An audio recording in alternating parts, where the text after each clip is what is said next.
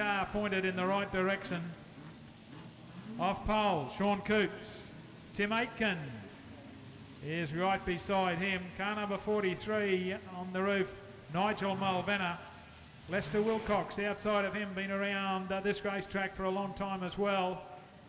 In the Gold City steering car is car number 56. Back in the third row, Neil Caldoulis is car number 8. Joel Wilson beside him is car number 92. Keith Baxter back there in car number 5. Christian Walker outside of him is car 7. You can see the inside of the racetrack will be very, very tricky coming out of the hairpin for a little while before it settles down. Jim Cowley's back in the last row along with Doug Rigby, relying on flags for a while too, as the sun is still making it a little bit difficult for the lights. Everybody heading up towards the concrete, that's where they want to be, off that real wet stuff right at the start. Sean Cootes down on the inside in car number 11 as Tim Aitken on the outside. The two cars touch, heading for the top corner for the first time into the shadows of the trees, and you can see cars having trouble getting around the outside. Tim Aitken it is in car number 15. Sean Cootes is behind him as they arrive at the hairpin for the first time. Have a look at the Exide Batteries car. Jim Cowley has come from the tail of the field and is in position number 2. One lap down in the event and set sail after Tim Aitken. Having all sorts of trouble in car number 11 is Sean Cootes. Moving up underneath him would be Nigel Mulvenna, who's down a bit low on the top corner. That allows Joel Wilson right around the outside looking for that run, where there's a bit of drive right up on the concrete. Tim Aitken holding on to his race lead, but Jim Cowley is right on his boot lid as they put 2 down of the 8-lap journey. Nigel Mulvenna would be the next runner, and Sean Cootes has gone careering into the side, and now we've got all 3. Sean Cootes, it was into the side of Joel Wilson originally, losing control of car number 11 and takes Doug Rigby as well as Christian Walker into the concrete. And I think, if I just had a quick look, I think car number 11 has some damage to the front end of the car. Nigel Mulvenna would be the next runner, and Sean Cootes has gone careering into the side, and now we've got all 3 with Doug Rigby, but the ruling from here is he should be behind. There's a green one off and running nice and early. Tim Aitken, Jim Cowley right behind him. Have a look at Nigel Mulvenna down the inside if he can get some grip on the top part of the corner, which he can't do. Holds on though to his third place with Joel Wilson hard on his hammer. Doug Rigby is in there as well. Tim Aitken running away again up the front of the field. Has got Jim Cowley though going with him. They've found some dry spots in the hairpin corner, staying up nice and high against the concrete. It is Tim Aitken to the better of Jim Cowley. Nigel Mulvenna, Doug Rigby in front of Christian Walker. Joel Wilson around the outside of Lester Wilcox. In there in car number 8 is Neil Caldoulis and Keith Baxter in car 5. They're in the hairpin again, and Tim Aitken having some trouble with the front end, washing out on the car through the hairpin. Jim Cowley follows him around. Nigel Mulvenna's learnt the way around as well. He's right up on the concrete. Doug Rigby would be the next one in car number 27. Back to Christian Walker. Bit of a gap back then to Joel Wilson in front of Neil Caldoulis, Lester Wilcox and Keith Baxter, with Sean Cootes in all sorts of trouble in car number 11 as the rest of the field comes up quickly on him. Race leader Tim Aitken. Jim Cowley now under plenty of pressure from Nigel Mulvenna, who goes down low on the racetrack, but there's no drive down there for him. Doug Rigby's in close as well. Lester Wilcox in trouble with a flat outside front tyre, I think, and who will have to move to the infield. Most of the field have got around Sean Cootes. Tim Aiken's the race leader. Nigel Mulvenna again underneath as they've got just the 2 laps to go. White flag next time around for them as Tim Aiken heads down the back chute with a comfortable lead. Doug Rigby thinks about an insider. We've got Joel Wilson going the wrong way in the top corner, reversing himself down the back straight away. Brings on a yellow light and checkered flag time. The last time they crossed the line will go to Tim Aiken. Jim Cowley, good drive from the back of the pack. Nigel Mulvenna in front of Doug Rigby and Christian Walker. That'll be the way we saw the street sedans in their first right outing. Here on the mountain, leading them away, Doug Rigby. Outside of him, Jim Cowley. Lester Wilcox in the second row along with Tim Aiken. Christian Walker would be the next one.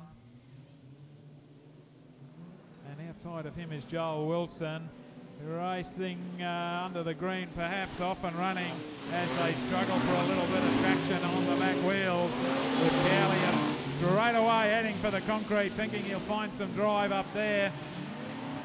But it's Doug Rigby down on the lower part of the racetrack this time that gets the better of the jump, with Tim Aiken moving up into position number 3 as they roll into the hairpin for the first time.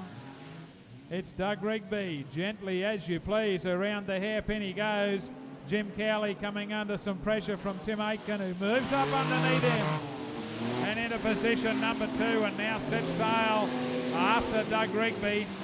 Joel Wilson would be the next one in 92 in front of Lester Wilcox and Christian Walker. Back then to Sean Cootes, Nigel Mulvenna, Neil Caldoulis, and at the back of the pack is Keith Baxter as our race leaders. Tippy-toe their way around the hairpin corner and head up the main straight away. It is Doug Rigby and Tim Aiken, and they have cleared right away from Jim Cowley, who's struggling with the conditions. Back there in position number 3 in front of Joel Wilson. Christian Walker would be the next one, to the better of Lester Wilcox and Sean Cootes. Race leaders still quite close together. Through the hairpin they go, looking for any sort of drive that they can get out of the hairpin corner. And at the moment, Doug Rigby is still good enough to keep Tim Aiken behind him. Has a little bit of a look down the inside this time in car number 15. Thinks about the inside pass around the top corner. Comes to grief with Doug Rigby as the two of them head down the back chute. A long way back in third place is Jim Cowley. Getting through into position number 4 is Christian Walker, getting some drive off the top corner. Lester Wilcox is going with him, and they've shuffled Joel Wilson back 1 or 2. Back there with him too is Sean Cootes in front of Keith Baxter. The new race leader is in the top corner and heading down the back straight away. That's Tim Aiken to the better of Doug Rigby. They've dropped off Jim Cowley, who's slowly falling back into the clutches of Christian Walker, who's closing on him very quickly. Back behind him would be Lester Wilcox as Tim Aiken puts another lap down on the journey to the better of Doug Rigby. The action is back here for position 3, 4 and 5. That's Jim Cowley in car 1, Christian Walker in 7 and Lester Wilcox in 56, with Sean Cootes trying to get up on terms with them. Back then to Joel Wilson. Nigel Mulvenna having a difficult run around this time, is about to have a lap put on him with only 2 laps to go for Tim Aiken to the better of Doug Rigby. The action is still back here for third place, with Jim Cowley holding off Christian Walker and Lester Wilcox. Those 3 nose to tail, they head up towards the top corner. The race leader is in the hairpin and running away with this one. Doug Rigby can't do anything about it at the moment. Back there in position 2 as they take the white flag and only 1 to go. We'll go back to third place, where Jim Cowley's coming under a ton of pressure from Christian Walker, who moves up on the inside of him. The 2 cars side by side with Lester Wilcox behind, looking which way do I go. At the moment, Jim Cowley fights back on the outside, may hold on to his third place. Christian Walker's underneath him again as they head down the back chute. Tim Aikens won it. Doug Rigby in for second place, into the hairpin for the last time. Jim Cowley, Christian Walker, side by side they are as they head up the main straightaway. Sean Coots joins in as well, but Jim Cowley fights to hold on to that third place from Christian Walker. Lester Wilcox, Sean Coots the next one over. Joel Wilson in front of Keith Baxter, Neil Caldoulis. And the last one to greet the judge would have been Nigel Mulvenna. Put your hands together, folks, for Street Sedans. They had a very tricky race. Street Sedans roll off for their feature of ace. Tim Aitken off pole. Outside of him is Jim Cowley. Doug Rigby would be the next one, and outside of him is Christian Walker. Nigel Mulvenna. Joel Wilson in 92. Sean Coots is in car 11. Lester Wilcox, and at the back Neil Caldoulis, who's had one of those nights also. Look for a green one. Straight away we're underway with Division 1. Street Sedans and Tim Aitken versus Jim Cowley as they roll up to the top corner. Tim Aitken, Jim Cowley. Next one through there would be car number 27 of Doug Rigby, having a look down the inside of Cowley as they are at the hairpin. Christian Walker trying to come right around the outside. Can he do so? No. The race leader, Tim Aitken, running away from Doug Rigby. Jim Cowley. Christian Walker up, making it 3 wide going through the top corner, and that's going to be disaster for somebody. Nigel Mulvenna down the inside as well, but we've got cars parked behind them. Got them all in front of him as they roll up the main straightaway, looking for a start off, and racing we go as the lights go green, and Tim Aitken goes straight to the race lead with Jim Cowley coming around the outside. Can he keep Doug Rigby behind him?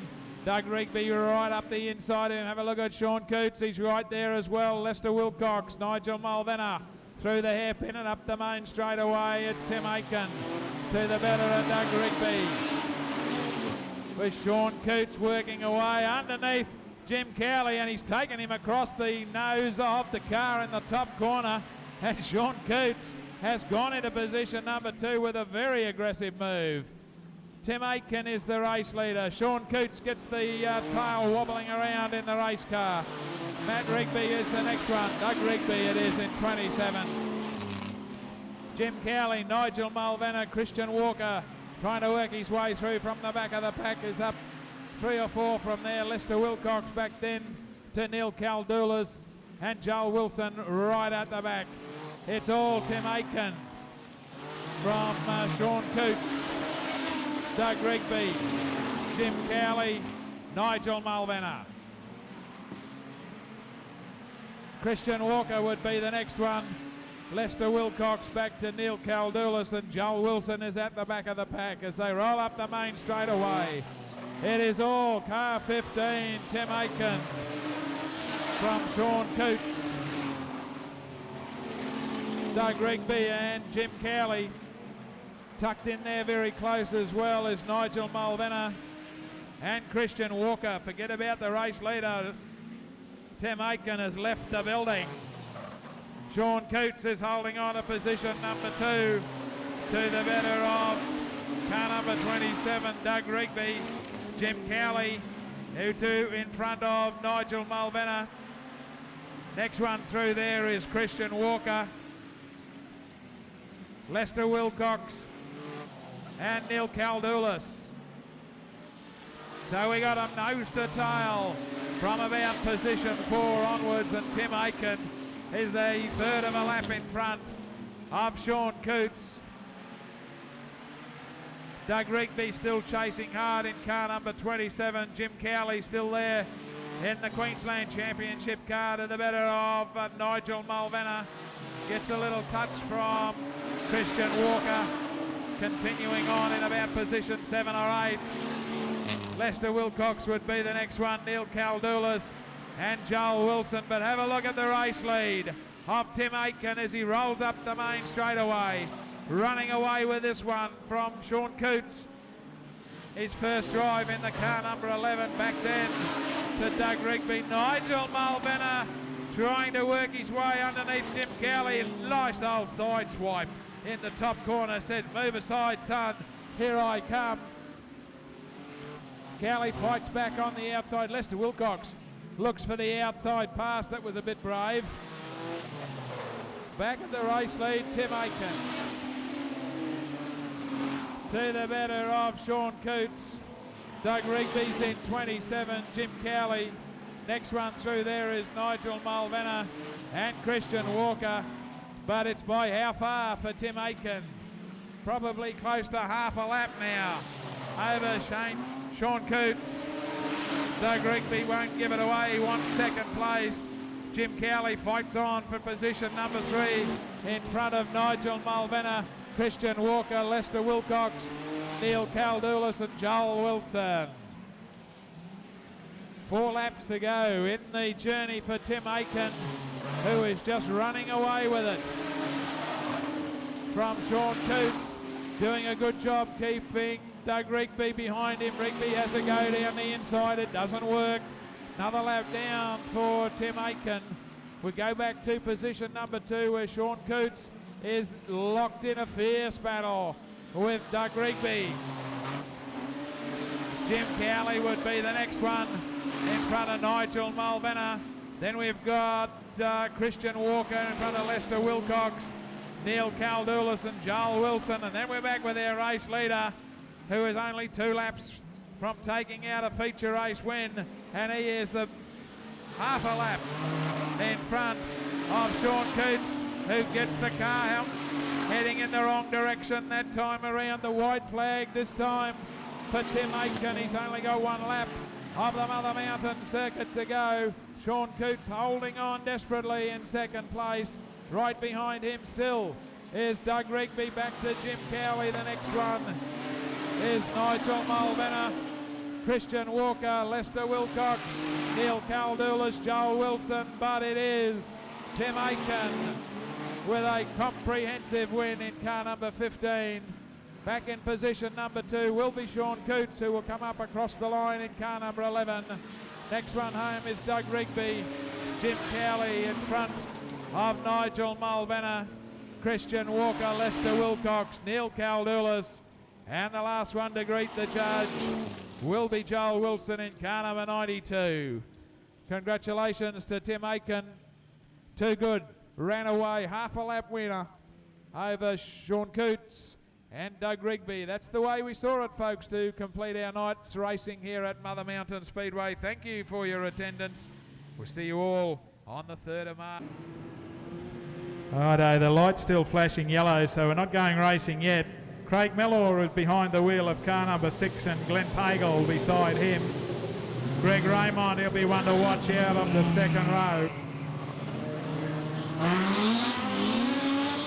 Steve Collins is car number 43. 97 there is Jason Campbell.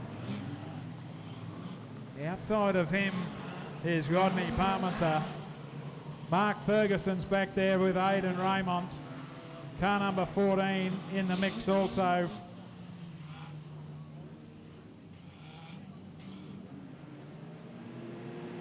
Is Royce Ernst away and racing for the first heat of modifieds. Craig Mellor versus Glenn Pagel. Into the top corner they go for the first time, and it's Glenn Pagel who lights are yellow. So we're going to do it all again. The hairpin lights out. Watch for a green one as they head up the main straightaway this time. There's the green flag off and running. Good even start from the front of the field. Craig Campbell and Glenn Pagel. Glenn Pagel wins the charge to the top corner. A little bit of push and shove through the top corner. Everyone gets by though. Into the hairpin. It is Glenn Pagel. Craig Mellor very quickly into the hairpin and up on the wet stuff. Holds onto it, but car 43 getting right in amongst the mix as well.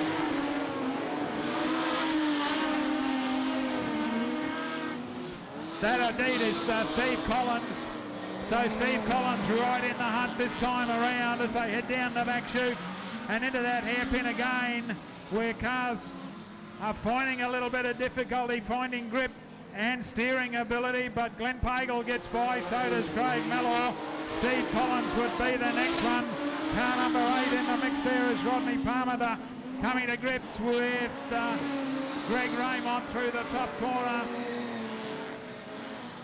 We've got Aidan Raymond in trouble coming off the top, but he holds on to it, gets going again up the main straight away. It is still Glenn Pagel to the better of Craig Mellor.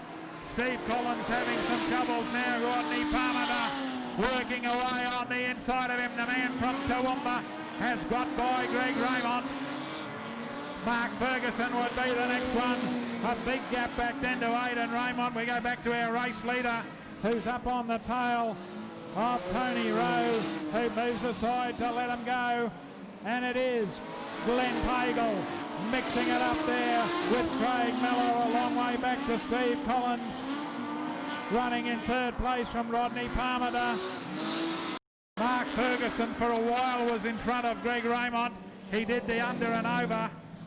Through the top corner we got a yellow light again, as looks like car 97 down there just coming up the main straightaway. Jason Campbell.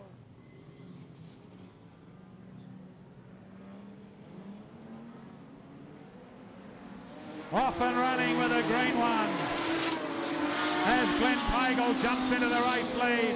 Craig Mellor right there with him too.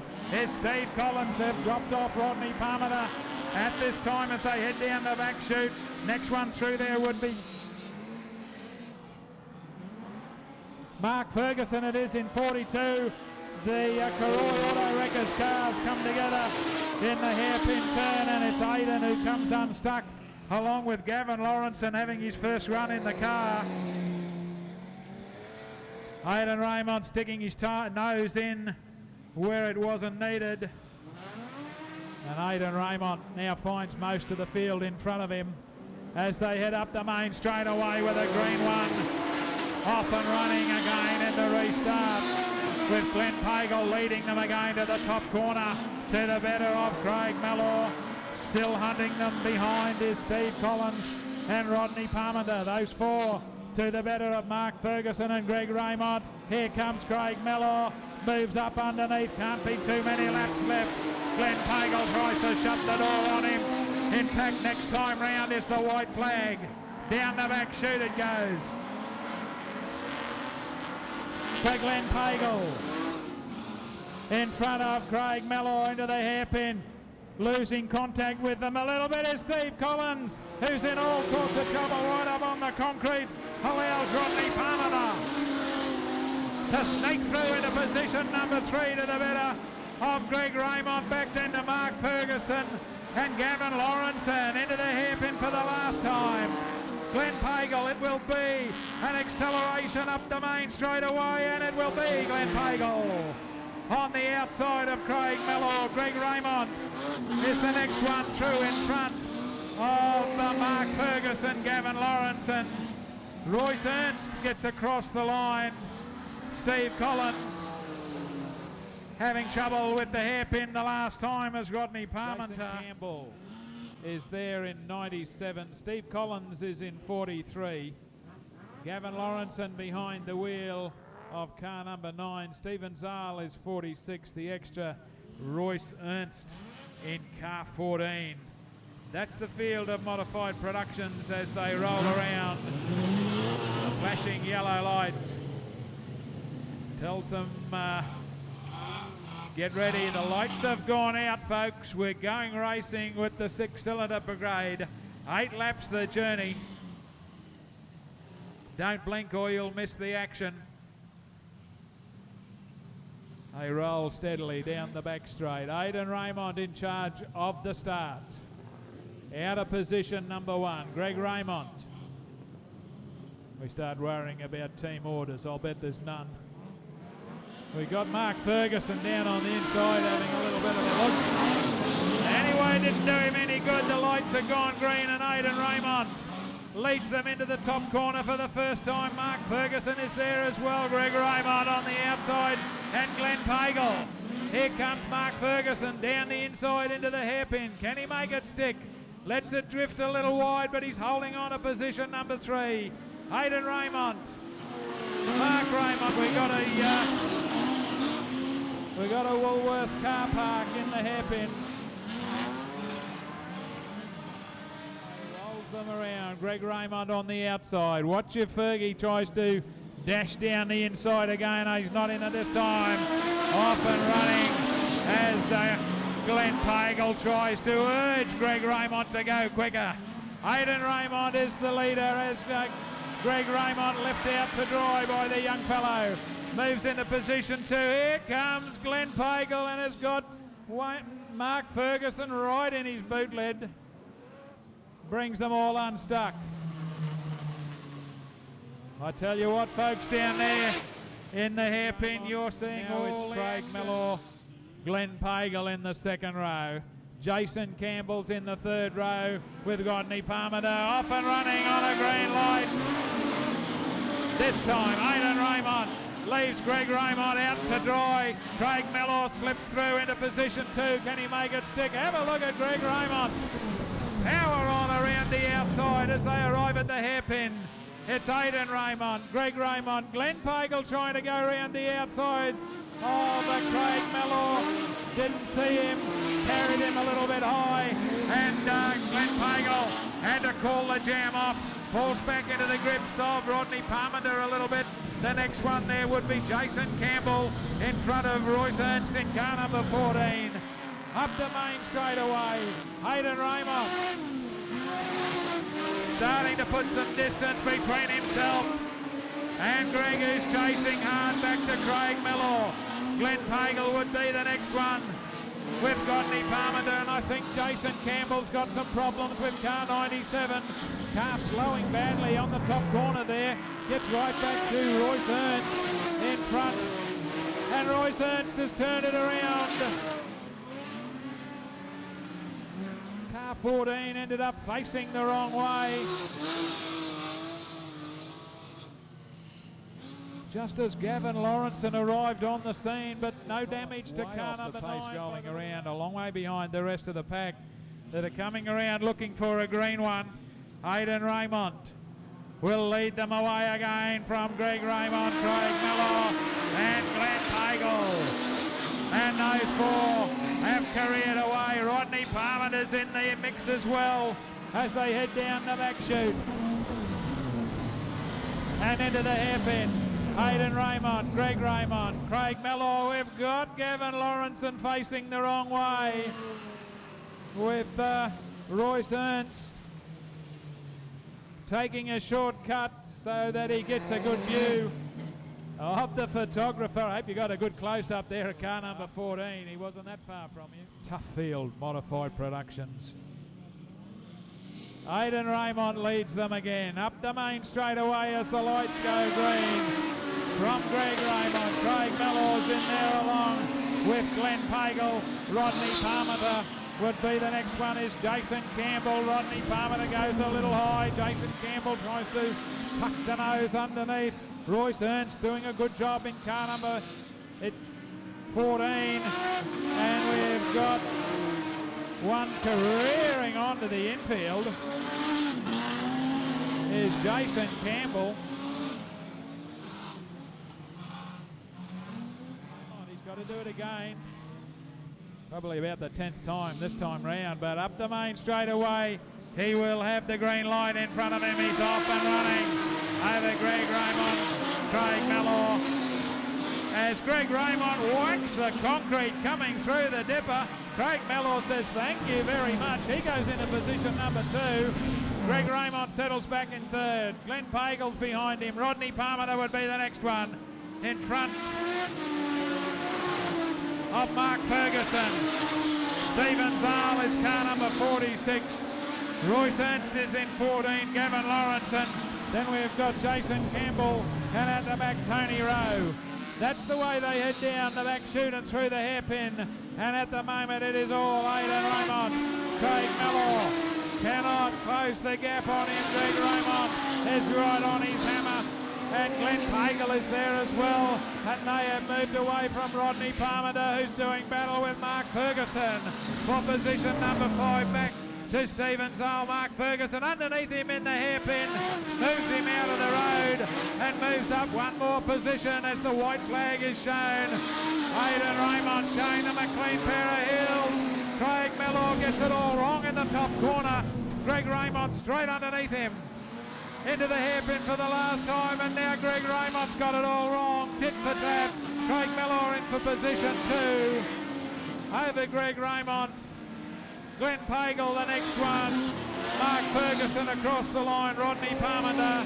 Gavin Lawrenson in front of Stephen Zale. Royce Ernst is there with car number 97, Jason Campbell. And the last one to greet the judge will be Tony Rowe in car number 88. Sedan Association for your cooperation tonight in getting tonight's program up and running. Modified Productions, though, settle down to work out their feature final. The dust is settled, but these guys will make it rise again. Let's have a quick look at where they run. Car number 6 looks like he'll start out a pole. Is indeed Craig Mellor. Glenn Pagel beside him. Greg Raymond, Aidan Raymond in the second row. Mark Ferguson is there. Along with Gavin Lawrenson, car number 9. Rodney Parmenter is car 8. And Royce Ernst is outside of him. We're off and running now straight away as Craig Mellor skips into the race lead, lets it drift across the racetrack a little. Have a look at Glenn Pagel down the inside, but he can't pull it off as they arrive at the hairpin. Craig Mellor goes very high. Again, Glenn Pagel up the inside of him. Can he hold it this time? Can he make it stick? Up to the top corner, it's Glenn Pagel to the better of Craig Mellor. Down the back chute they go, in there too, Mark Ferguson mixing it with the Raymonds. It's Glenn Pagel, the race leader. Through the hairpin and up the main straight. Craig Mellor back then to Aidan Raymond, Greg Raymond, Mark Ferguson. Gavin Lawrenson up there in car number 9. Back behind them would be Rodney Parmenter. Out of Toowoomba in car number 8. Up the main straight away, Glenn Pagel. The Gera Turf moving Commodore is the race leader. Craig Mellor, the bean farmer, chasing him hard. Back behind them, Aidan Raymond. They've dropped off Greg Raymond a little bit. Mark Ferguson close behind. And behind him is Gavin Lawrenson. That's where the leader or the winner of this event will come from. Rodney Parmenter would be the next one. Back to Royce Ernst in car number 14. Stephen Zale at the back then in car number 97 is Jason Campbell, and right at the back in 88 is Tony Rowe, who is in danger of being lapped in the next couple of laps. Stephen Zale's turned it around in the top corner. Stephen Zale, and right at the back in 88 is Tony Rowe. The lights are out, we're going racing again. Glenn Pagel, can he hold them at bay for another 15 laps as they head through the dipper and up to the top corner? A change in the minor placings as Greg Raymond's been left out to dry by Mark Ferguson. Into the hairpin they go. The race leader, Glenn Pagel, Craig Mellor. Greg Raymond gets that position back. Goes back into position number 4. And Mark Ferguson now's got his hands full with Gavin Lawrenson, who's having a look down on the inside of him. Into the hairpin for Glenn Pagel. Holding Craig Mellor at bay. Aidan Raymond, Greg Raymond, one in trouble is Rodney Parmenter. He's gone right out wide, and whether or not he can get the car off the racetrack, he's going to try to. So Rodney Parmenter did all he could. Eventually did get the car onto the infield. Too late though, the yellow lights were on. We'll have another restart. Royce Ernst in car 14, back then to Jason Campbell. Watch for a green one as they roll up the main straightaway. We're off and running again. Glenn Pagel trying to keep them all behind him. He knows Craig Mellor is not that far away as they head down the back chute and into the hairpin. Glenn Pagel, Craig Mellor, here comes Aidan Raymond up the inside, trying to muscle his way past Craig Mellor. He can't do so. Mellor holds on. into position number 2. He's still interested in the front line. Back then to Glenn Pagel, Craig Mellor, Aidan Raymond, Greg Raymond, Mark Ferguson, Gavin Lawrenson. Back then to Royce Ernst in car 14. Stephen Zales in trouble in car 46 as Gavin Lawrenson muscles his way underneath. Mark Ferguson moves up into position number 5. Into the hairpin. It's still Glenn Pagel to the better of Craig Mellor. Aidan Raymond, Greg Raymond trying desperately to run them down. Back then to Gavin Lawrenson in front of Mark Ferguson and Royce Ernst as they head down the back chute once again. It is still Glenn Pagel trying to make the Garrett's Earth moving Commodore as wide as he possibly can. Cover as much racetrack as he can with car 2. Stuck in behind him, Craig Mellor has a look on the top corner, can't do it. Glenn Pagel holds on through the hairpin and up the main straightaway still for Glenn Pagel. To the better of Craig Mellor. Aidan Raymond, Greg Raymond. A bit of a gap back then to Gavin Lawrenson in front of Mark Ferguson and Royce Ernst. Coming up on to Tony Rowe in car number 88 who takes the lapping flag. Hold your line, son, because here they all come. Glenn Pagel around the outside. I don't know what Tony Rowe's trying to prove. The Raymond cars move in underneath him. The race leader, Glenn Pagel, Craig Mellor, Aidan Raymond, Greg Raymond. Have a look at Gavin Lawrenson. He's right up on the tail of Greg Raymond. Back then to Mark Ferguson and Royce Ernst, Stephen Zale and Jason Campbell. Through the hairpin and up the main straight away again with 5 to go in the event. It is Glenn Pagel with a little bit of a gap this time over Craig Mellor, but he closes right up on the top corner. Back to Aidan Raymond, who's dropped off just a little bit through the hairpin. Up the main straightaway, 4 to go in the event for Glenn Pagel. To the better of Craig Mellor, Aidan Raymond, Greg Raymond and Gavin Lawrenson. An absolute pearler of a drive in his first outing in the car. Back then to Mark Ferguson and car number 14 taking a shortcut across the infield is Royce Ernst. Didn't do him any good. He stays in the main position as Glenn Pagel puts another lap down on the journey. Craig Mellor's not far away. We got a problem in the hairpin. That'll sort them all down. Checkered flag time. Well, just desserts and a great win too. Glenn Pagel, put your hands together, folks. Craig Mellor, great drive. Aidan Raymond, Greg Raymond and Gavin Lawrenson. That's the way they finish. And on his first outing, I think Gavin Lawrenson has shown that he's going to be one of the front ones in modified production racing for the rest of the season. Mark Ferguson is the next one from Royce Ernst. We go then to Jason Campbell, Stephen Zale and Tony Rowe, the last one to greet the judge, with Godney Parmenter having some problems backing the car out. O'Keefe is car number 20. While we're on current Queensland champions, we've got the QSCA Junior Street Sedan champion out there. Brandon O'Keefe has Q1 on the car. He'll be starting right at the back of the field. Michael Long is in car number 23. Ben Rosso behind the wheel of 92. Brad Jennings is in 22. And Jamie Franklin behind the wheel of car 62.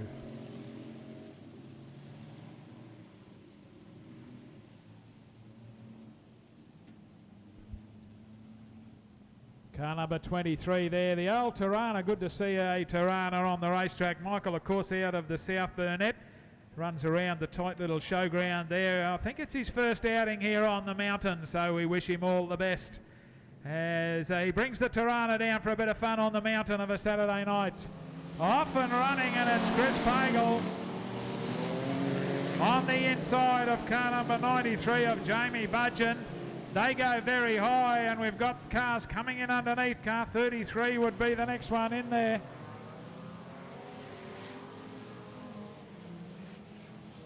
Of Ryan Pearce, but it is Chris Pagel. Ryan Pearce to the better of Michael Budgeon.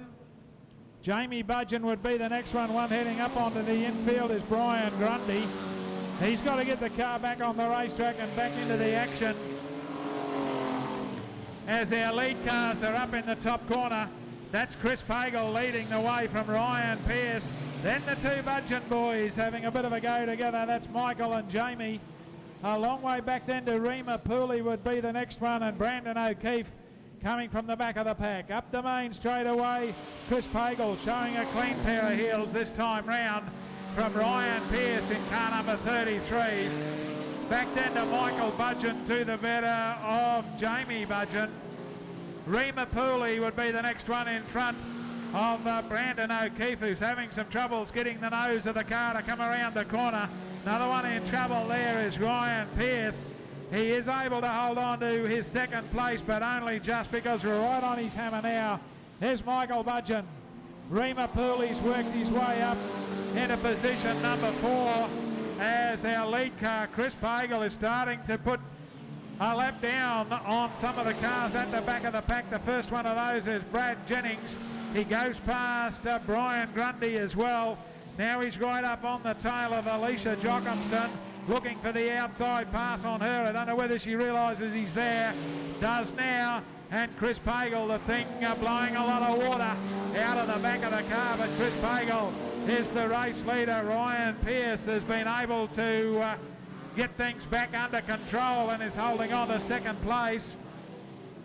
Coming around the outside in car 94 is Michael Budgeon, Rima Pooley and Jamie Budgeon with Brandon O'Keefe. Will pick up the race leader, who's having some heating problems, I think, with car number 6. The hot water bottle is flowing out of the back of the car as he goes around the top corner, continuing on his way. Ryan Pearce is doing a good job back there in second place, and now we got a real bundle of them mixed up with the lapped cars as Jamie Budgeon forces his way through into position number 3. Back behind him, I think you'll find Rima Pooley taking a shortcut. Doesn't do him any good because Michael Budgeon holds on to that lead, and Rima Pooley gets a little bit shunted out of the way. Back then to Brandon O'Keefe. We're trying to look for our race leader with tons of water now streaming out of the back of car number 6, that of Chris Pagel. One in trouble in the hairpin again is Brian Grundy. Chris Pagel gets a black one, saying enough's enough, take it off. We don't want hot water everywhere on the next car behind him. Hard luck to him, but we've got one in trouble. I think that's Rima Pooley. Seems as though a wheel has come adrift. The checkered flag is out.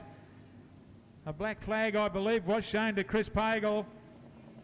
Just a quick check to make sure everything's right in that car and the guys get out of it before there's any real problem with the hot water. I think you'll find then that Ryan Pearce will inherit the race win.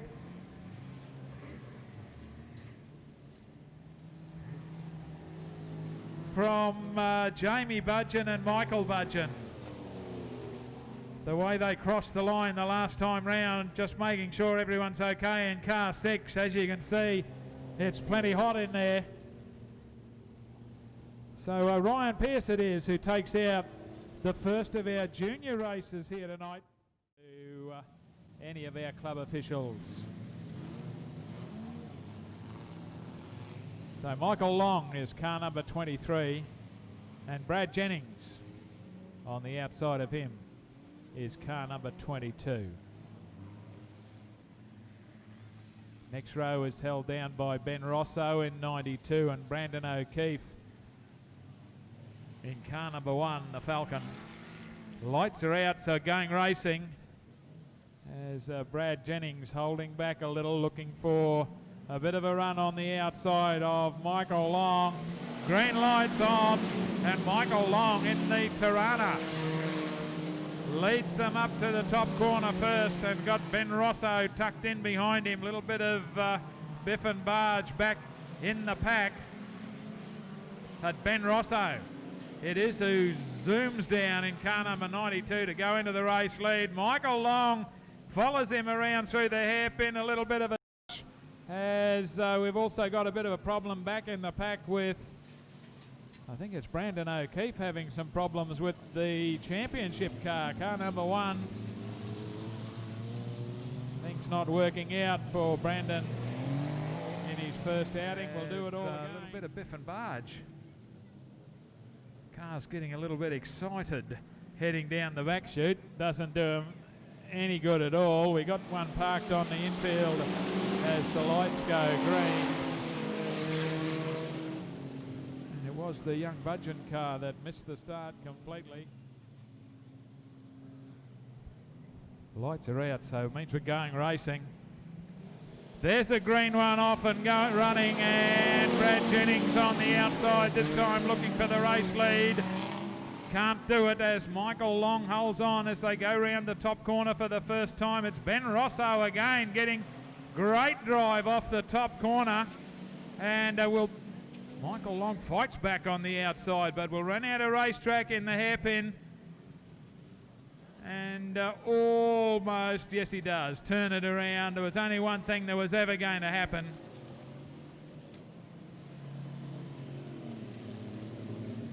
And it did. Michael Budgeon, Chris Pagel in there. Michael Budgeon's taken himself to the back. Green light off and running in this heat of the juniors. Brad Jennings on the outside. Can't go on with it. Michael Long holds on to the race lead. Ben Rosso does the same passing manoeuvre yet again down on the inside. Michael Long's got the wobbles up as he heads down the back chute, with Ben Rosso looking to move to the outside. Jamie Budgeon is in there as well. One going very, very wide and high and handsome is Ben Rosso. And he loses out a great deal as Jamie Budgeon goes to the race lead over Michael Long. On the outside is Brad Jennings, and down on the inside is Ben Rosso as they arrive at the hairpin, and a great rate of knots is Brandon O'Keefe back there in about position 4 or 5 as Jamie Budgeon, Michael Long. That's the way they cross under the start-finish line, with Ben Rosso in third, Brad Jennings the next one. And we've got a bit of a problem in the hairpin.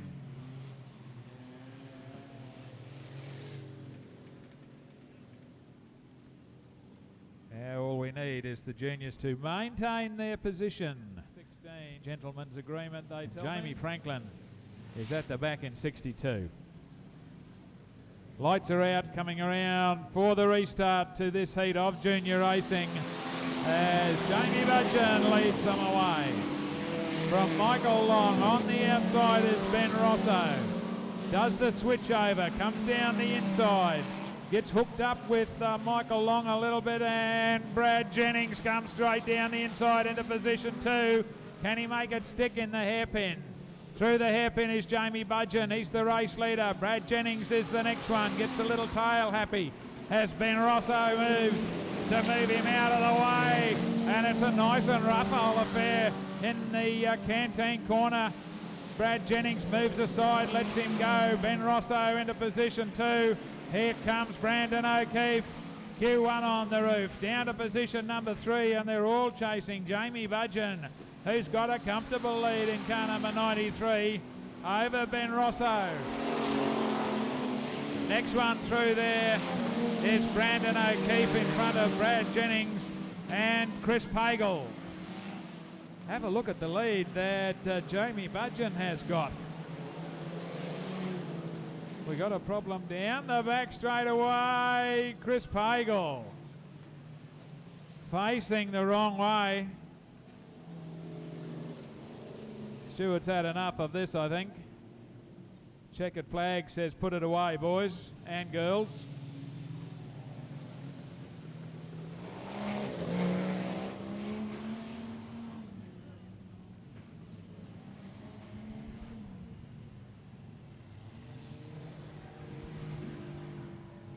Just got to sort out a few juniors down the back straight away before we unleash the V8s again. Looks like Chris Pagel's got it, pacing in the right direction. Some success tonight in the Queensland 1 car. Ben Rosso's in 92.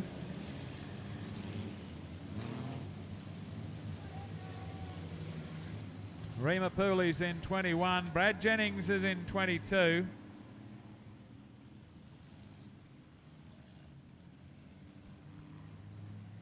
Michael Long moving around the outside of the third row. Sam Cordy's in 29. Chris Pagel's in 6. Tiffany O'Keefe's in 20. Jamie Franklin's in 62. Looking ready for a start, Alicia Jochimson. And at the back, Brian Grundy off and running in the junior feature. Straight after this, we're back with Super Sedans. Through the top corner they go. Jamie Budgeon versus Brandon O'Keefe. Into the hairpin. Brandon O'Keefe, it straightens up on him halfway through the hairpin, and he's gone nose first into the concrete. Well, he was in a full power slide, and for some reason the Falcon just totally forget. We might be able to talk to him later on and find out, in his opinion, what went wrong. The thing just decided to bury itself. Sam Cordy is there in 29, and Jamie Franklin outside of him. We go back then to Tiffany O'Keefe. Alicia Jochimson, and at the back is Brian Grundy, and off and running as they head towards the top corner for the first time.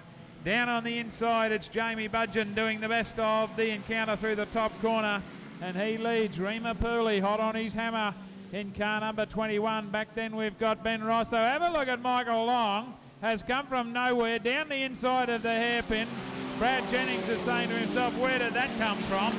Sam Cordy up on the inside as well. Moves up one position as they settle down to battle out the junior feature event, with Jamie Budgeon doing a good job out in front. Back in second place as Ben Rosso moves up underneath Rima Pooley. Back then to Chris Pagel, to the better of Brad Jennings, and just being passed there by Sam Cordy, moving up one more place into position number 5. A bit of a change up in the top corner, and hooked together as they went around the top corner. Jamie Franklin is the next one in front of Michael Long. Up the main straightaway looking for a green one, off and running in the restart to the junior feature, and Jamie Budgeon's got them all behind him yet again. Ben Rosso is 92, Chris Pagel in position number 3 in car number 6, and then Sam Cordy with Michael Long getting the tail, wobbling around as they arrive at the hairpin in the restart. Jamie Budgeon to the better of Ben Rosso. Chris Pagel would be the next one, Sam Cordy. We've then got Brad Jennings, a bit of a gap back to Jamie Franklin. It would be Michael Long. Tiffany O'Keefe is there.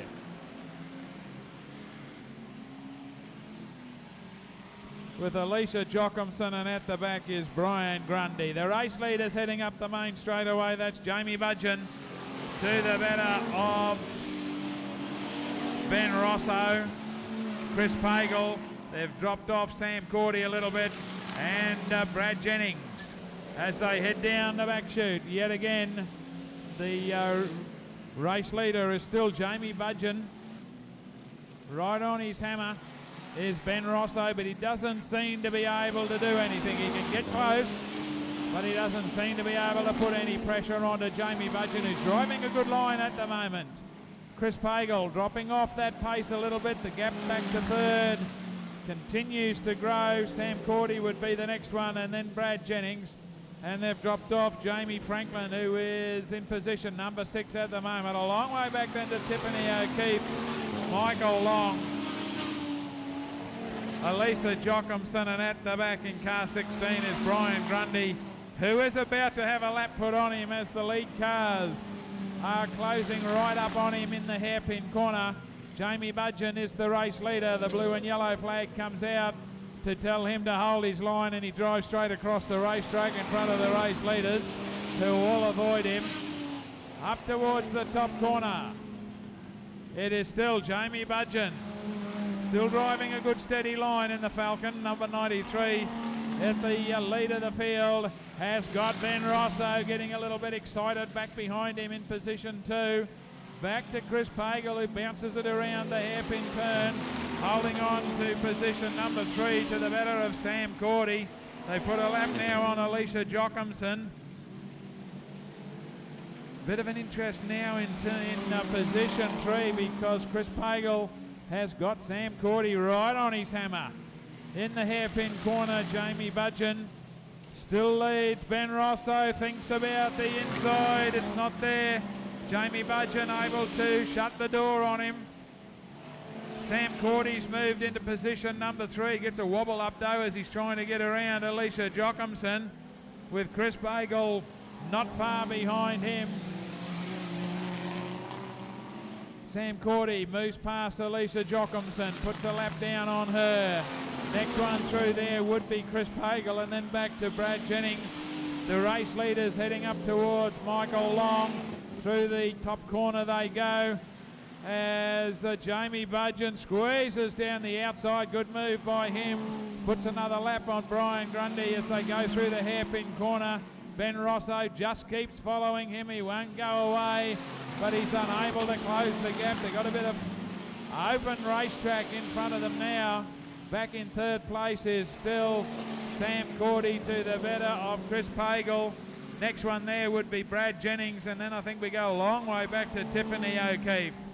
Into the hairpin, Jamie Budgeon still doing battle with Ben Rosso. And Jamie Budgeon, the one who is driving the better line and is able to stay out of danger. They get past Michael Long as Chris Pagel gets the tail all around. Can he save it? He does so across the top of the corner. Into the hairpin is our race leader, Jamie Budgeon. He's now got Jamie Franklin in front of him, who takes the blue flag, telling him to hold his position. Faster cars coming. Jamie Budgeon moves down the inside, maintains his race lead. Ben Rosso, though, is still there. Moves down the inside through the hairpin. Can he make it stick? Goes very high against the concrete. Jamie Budgeon goes back into the race lead. Almost had it. Jamie Budgeon holds on. Ben Rosso would be the next one. Sam Cordy, we've got to go back, I think, to Brad Jennings would be the next one, as Chris Pagel has got himself into a bit of trouble in the hairpin. Our race leaders are right up on Brian Grundy, who comes right across the racetrack in front of them. Here comes Ben Rosso down the inside. Jamie Budgeon still there. Ben Rosso on the inside. Moves him out of harm's way across the top of the top corner and down the back straight away. Can Ben Rosso hold the lead this time through the hairpin? Maintains it as Jamie Budgeon clouts the concrete. Getting all excited coming out of the hairpin corner. They put another lap on Alicia Jochimson, but Ben Rosso is the race leader. We got bits and pieces of panels all around the racetrack. We'll go back to third place is probably Sam Cordy, as our race leader heads up the main straightaway. Ben Rosso continuing on his merry way. The side panels starting to fall off the Jamie Budgeon car. Next one through is Sam Cordy. Chris Pagel. In behind him is Brad Jennings, Tiffany O'Keefe, who's had a pretty lonely drive around by herself more than anything. 2 laps to go for Ben Rosso. We've lost Jamie Budgeon onto the infield. We've got Sam Cordy holding on to position number 2. And I think we'll have to go back to Chris Pagel, perhaps, would be the next one in 3. In front of Brad Jennings, Tiffany O'Keefe starting to close the gap on him a little bit. White flag is out for Ben Rosso. He's only got one to go. Wait for our second place person. That's Sam Cordy, who also has had a pretty lonely drive by himself, but has stayed out of trouble for most of it. Chris Pagel, I think, holds on to 3. Back then to Brad Jennings, who's only got a lap to go, with Tiffany O'Keefe right behind him. But here's our winner of the junior feature, Ben Rosso, with bits and pieces of the car hanging off at all angles. Sam Cordy gets across the line in car 29 to take out second place, and I think you'll find Chris Pagel also with bits and pieces of the car flapping around in the breeze will be next home to the better of Brad Jennings in front of Tiffany O'Keefe. And well, our race leaders, the next one around, put your hands together for him. Ben Rosso got bits and pieces of the car hanging off everywhere, but he managed to stay out in front and managed to be there at the end of the junior feature to take it out here tonight in what has been a massive night of racing at Mother Mountain Speedway. And the highlight, no doubt, is coming up right now. 30 laps of V8 Super Sedan action. And to bring you all that action, it's over to Wes Beedman in the middle.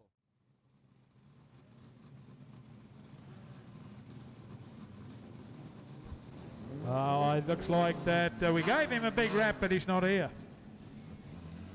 No Jason Rees in the black Cortina. So let's have a look at them. Car number 1, Justin Jenkins. Rodney Madolo outside of him. The car's been competing as a modified production for most of the season. Back in its trim for Super Streets with Pam in the passenger seat. Car number 27 is Darren Brady. Does a great job moving the street sedan up into the Super Streets. And Steve Cook outside the second row. Off and running, and it's side-by-side action heading to the top, and it's Rodney Madolo. First into the top corner as Justin Jenkins gets it a little bit taily.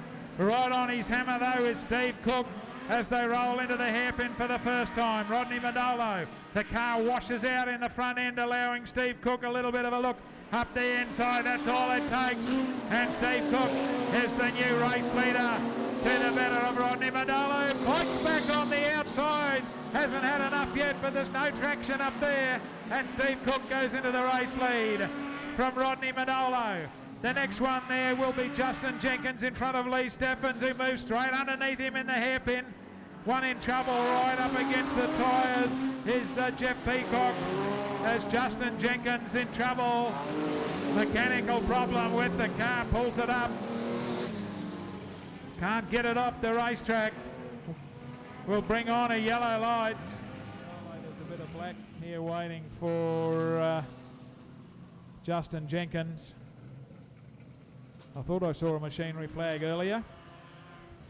That means go on the infield and let someone have a look at your car. Maybe they can fix it.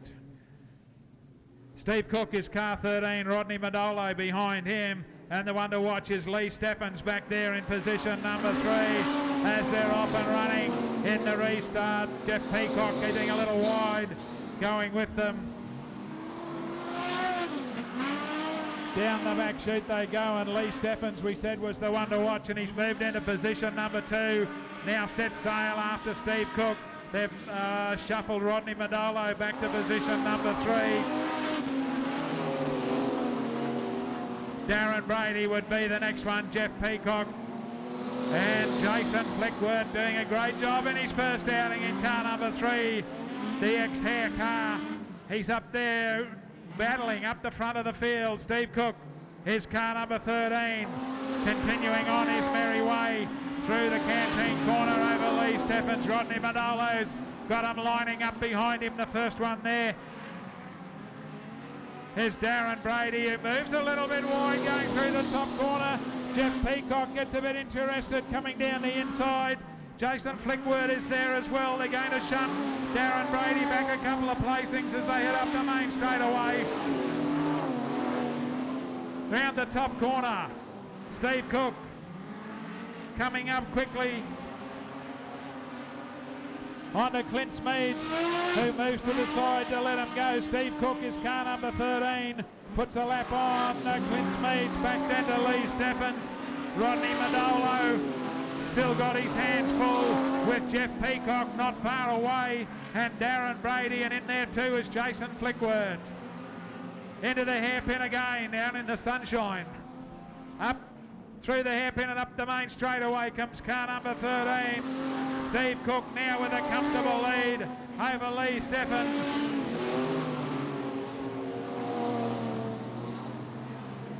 Back in third place, still holding on, will be Rodney Madolo. The white flag waiting for Steve Cook as he rolls up the main straightaway to the better of Lee Steffens. Back in third place, Rodney Madolo in a battle royal with Jeff Peacock, and Darren Brady too wants a little bit of that action, and they've dropped off Jason Flickworth now. They're into the final lap, and the checkered flag will be waiting for Steve Cook, and he's going to lead from start to finish in the first heat of the Super Streets here tonight. Takes the checkered flag. Lee Steffens the next one across the line. Rodney Madolo will hold on to finish in position number 3 in front of Jeff Peacock, back then to Darren Brady. And Jason Flickworth has completed his first outing behind the wheel of the Super Streets. Congratulations to Steve Cook, good drive. Lee Steffens was the one who came from the back. Couldn't quite Jeff pull Peacock off the miraculous win though. Is the one at the back, cart number 74. Well, the Campbell's truck has done its duty. The lights have gone out, so we're going racing with Super Streets. 6 cars, 8 laps the journey.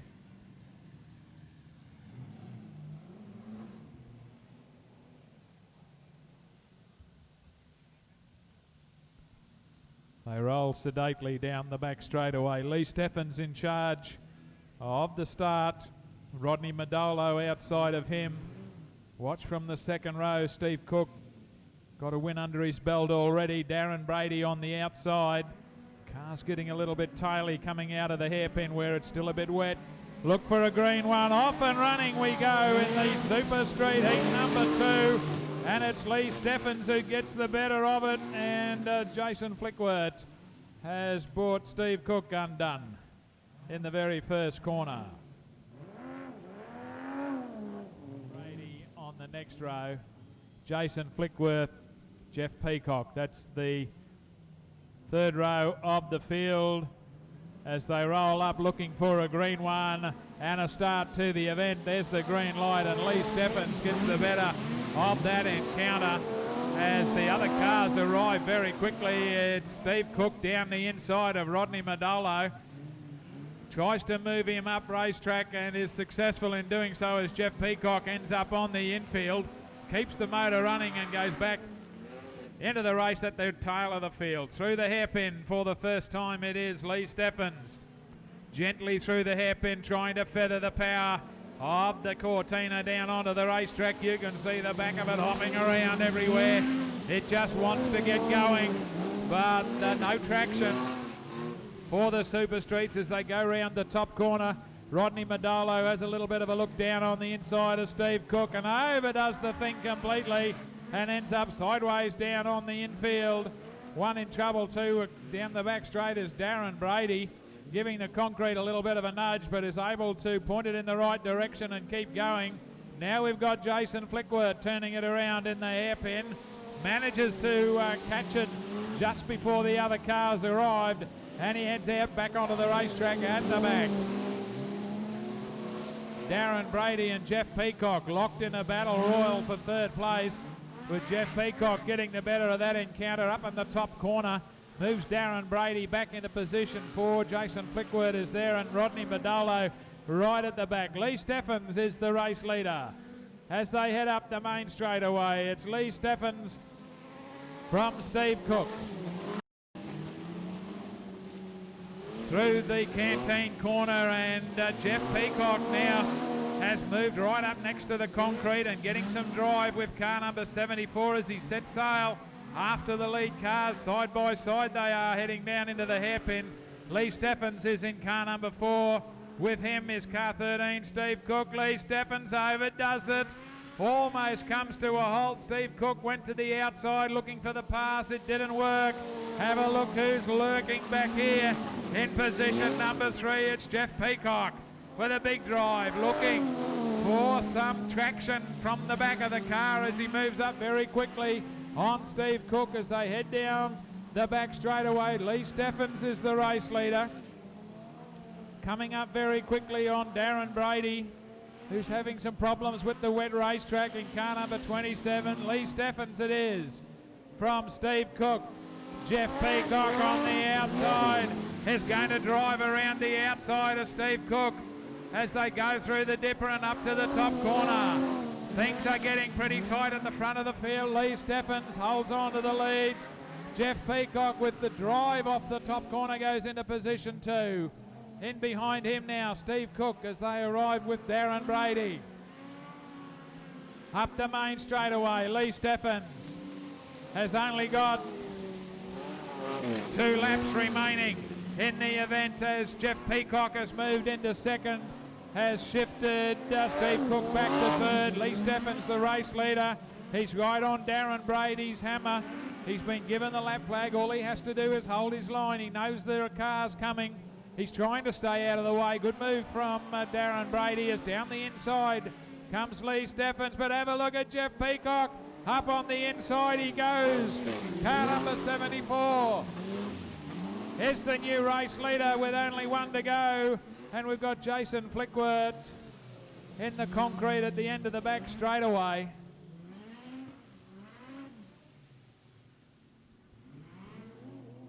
Checkered flag comes out. And I guess if we go to the way they cross the line, Jeff Peacock will take it out from Lee Steffens and Steve Cook. Super Streets having some difficulties on the wet racetrack. But great drive from Jeff Peacock.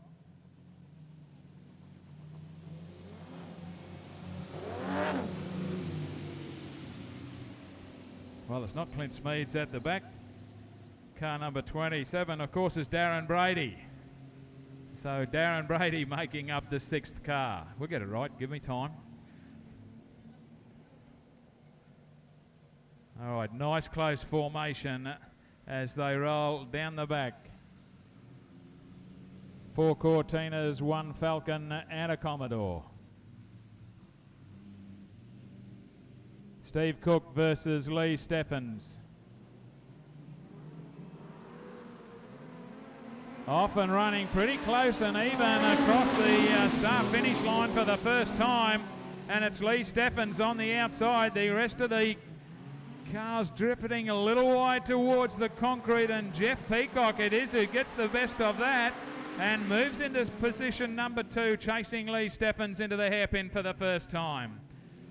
Through the hairpin, up the main straightaway, Lee Steffens, Jeff Peacock. Steve Cook is number 13, being passed down on the inside by Rodney Madolo. Have a look at the big pass in the top corner by Jeff Peacock. Down the back straightaway he goes, and Jeff Peacock is now the new race leader. Can he make it stick in the hairpin? Because Lee Steffens works away down on the inside of him. Up the main straightaway it is Jeff Peacock in car number 74 over Lee Steffens. Back then to Rodney Madolo, who is very close to Lee Steffens as well. Jason Flickworth would be the next one. Got to be something wrong with Steve Cook's car as he's dropped right back through the field and right to the back there with Darren Brady. Up the main straightaway for Jeff Peacock. Opened up a lead now over Lee Steffens and Rodney Madolo, and Jason Flickworth having some problems now with car number 3 as Darren Brady moves underneath him. Lee Steffens has got it sideways coming off the top corner. Rodney Madolo had to think about down the inside. It wasn't there, but he's not too far away, still in position number 3. Up the main straightaway to Jeff Peacock in car number 74. Back behind him, still chasing hard, is Lee Steffens, Rodney Madolo, Steve Cook Darren Brady and Jason Flickworth. No change except the distance between first and second has increased dramatically for Jeff Peacock as he heads up the main straightaway yet again. Careering away with this one over Lee Steffens, back to Rodney Madolo. Steve Cook really battling hard with car number 13, and in there with him is Darren Brady, and at the back his first night out in the car to Jason Flickworth. Have a look at the lead for Jeff Peacock, and he makes a real hash of the hairpin corner. Just as well he had that big lead over Lee Steffens, who bounces it around the hairpin, holding on to position number 2 over Rodney Madolo, who's right on his hammer as they head to the top corner. Lee Steffens able to shut the door on him and hold him at bay. A big gap back then goes to Steve Cook, who's moved away a little bit from Darren Brady and also Jason Flickworth. While this is happening, Jeff Peacock just continues on his merry way, turning it around. In the hairpin was Darren Brady. He's able to keep the motor running and continues on in the event as they're closing up now on Lee Steffens, Rodney Madolo and Steve Cook. So the interest back there in positions 2, 3 and 4 as Rodney Madolo gets the hairpin horribly wrong as well and allows Steve Cook to slip through into position number 3. And Jeff Peacock has just rolled to a halt down the back straightaway. Hard luck for car 74. He's out of this one. So Lee Steffens goes back to the race lead and has got Steve Cook right on his hammer. Back behind them is Rodney Madolo and Jason Flickworth, with Darren Brady the only one other left on the racetrack as they arrive at the hairpin yet again. Have a look at Rodney Madolo. Pulls the big desperate down on the inside of Steve Cook, who has to back away and let him go. Lots of sparks coming out of the front of the Steve Cook car. He's back into into position number 2 though as Rodney Madolo goes wide. He swaps his position again down the back straightaway, and again lots of sparks out of the front of car number 13 as they come up to take the white flag. 1 to go for Lee Steffens. Can he hold on from Rodney Madolo? Steve Cook still there in car number 13. That's where the action is for position 2 and 3. Lee Steffens has only got the hairpin to negotiate one more time, and he will take out the feature race for Super Streets here tonight. Up the main straightaway. Yes.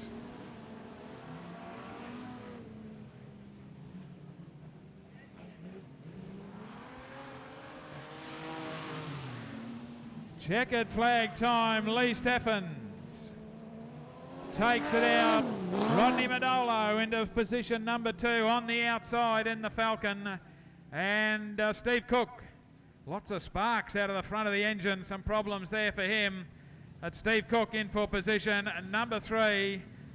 So good win to Lee Steffens. Put your hands together for him, folks, as he rolls around with the checkered flag, winning the Super Street feature tonight from Rodney Madolo and Steve Cook. Hard luck to Jeff Peacock, who had it shot to pieces, and the car has simply stopped and is being assisted into the pit area. He had the best part of the length of the straight, and the thing just stopped. As they come by, we got down, I think, to car 55, yes. Immaculate looking motor car for the Division 2s, and that's David Kent, Kirralie Pearce in 77. Moss Woodrow behind the wheel of 39. Darren Lyon is 3 on the outside. Car 26 is James Elliott. Car 7 also an extra is Rebecca Barstow. And Shane Rosa behind the wheel of car number 33.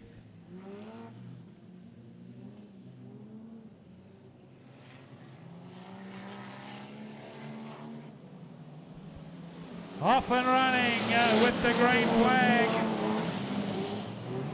Matt Rigby leads a big field of them as they are in the top corner, and there's plenty of biff and barge in the Division 2s as they try to work out who will hold on to second place. It will be car number 88, that of Alan Hughes, first into the hairpin. There's plenty of strange lines coming through. Kiralee Pierce is the next one. She's muscled her way through from the back of the pack. And young Brett Baxter has gone through there with her into position number 4. We go back then to Darren Lyon, who has lost the bonnet pin on the outside of the bonnet in the first hairpin corner. Bit of a problem then between Moss Woodrow and car number 16 there of Sam Grundy. They sort out their problem and head up the main straight away. We'll go back to the race leader, and that is Matt Rigby, who has disappeared in car number 28. Still holding on to second place is car number 88 of Alan Hughes, Kiralee Pierce and Brett Baxter, with Darren Lyon trying to get up to have a go with the rest of these. So positions 2 through 5 starting to close up on Alan Hughes, holding on to second place. Brett Baxter thinks about it, inside pass, and we got a bit of a problem in the hairpin. Car 33 is there. That's Shane Rosa. Rebecca Barstow is car to go and re-see in-car insanity at the recent Australian Speed Car title. That'd be worthwhile seeing what it's like from the inside of the cockpit of the speed car. We can only dream.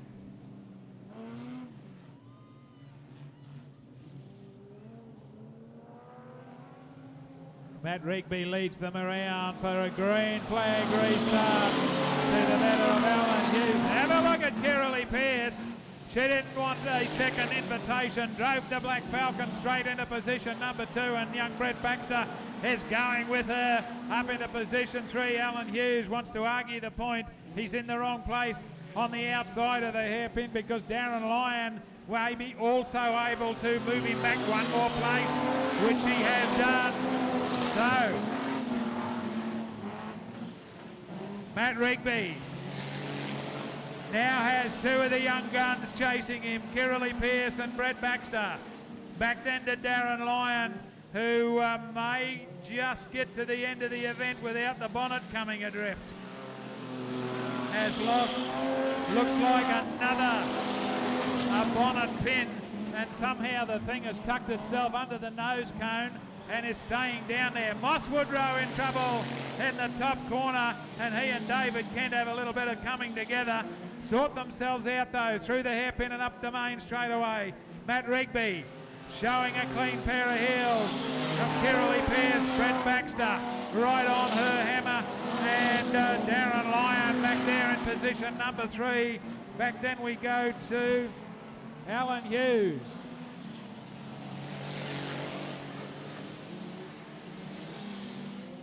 Up the main straightaway. White flag is being shown to Matt Rigby through into second place. We've got a yellow light on because we've got James Elliott. They're doing a little bit of parking practice, nose first into the concrete. In fact, the checkered flag is being shown, so I can tell you that car 28, Matt Rigby, won it. We'll have to have a quick look at the lap score sheets as to how they crossed the line after that. Matt Rigby from Brett Baxter and Kiralee Pierce in the first outing of the Division 2s.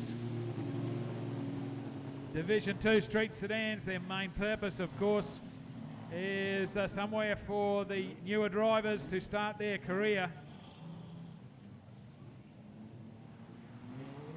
And I think that is proven by the state title that was 2X Juniors. Aaron Broadbridge and Jessica Raymond across the line first and second. Okay. Car 26 going to the rear of the field. for the stoppage. Congratulations to Matt Rigby. But keep your eyes open for Kirrily Pearce and Brett Baxter. Only youngsters up there in the Division 2. And some extras to our program.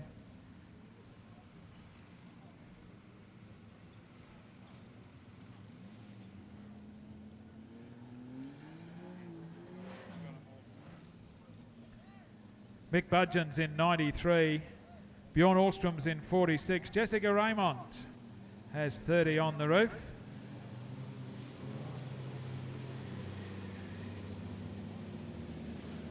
Tegan Jennings is in 23. Shane Jers is an extra. He's in car 10. Car 32 out there is Peter Lyon this time. 62 is Phil Murphy. 29 is Wayne Laverty. Bo Lewis is in 42. Troy Sismay is in 43. So, big field of Division 2, low budget racing.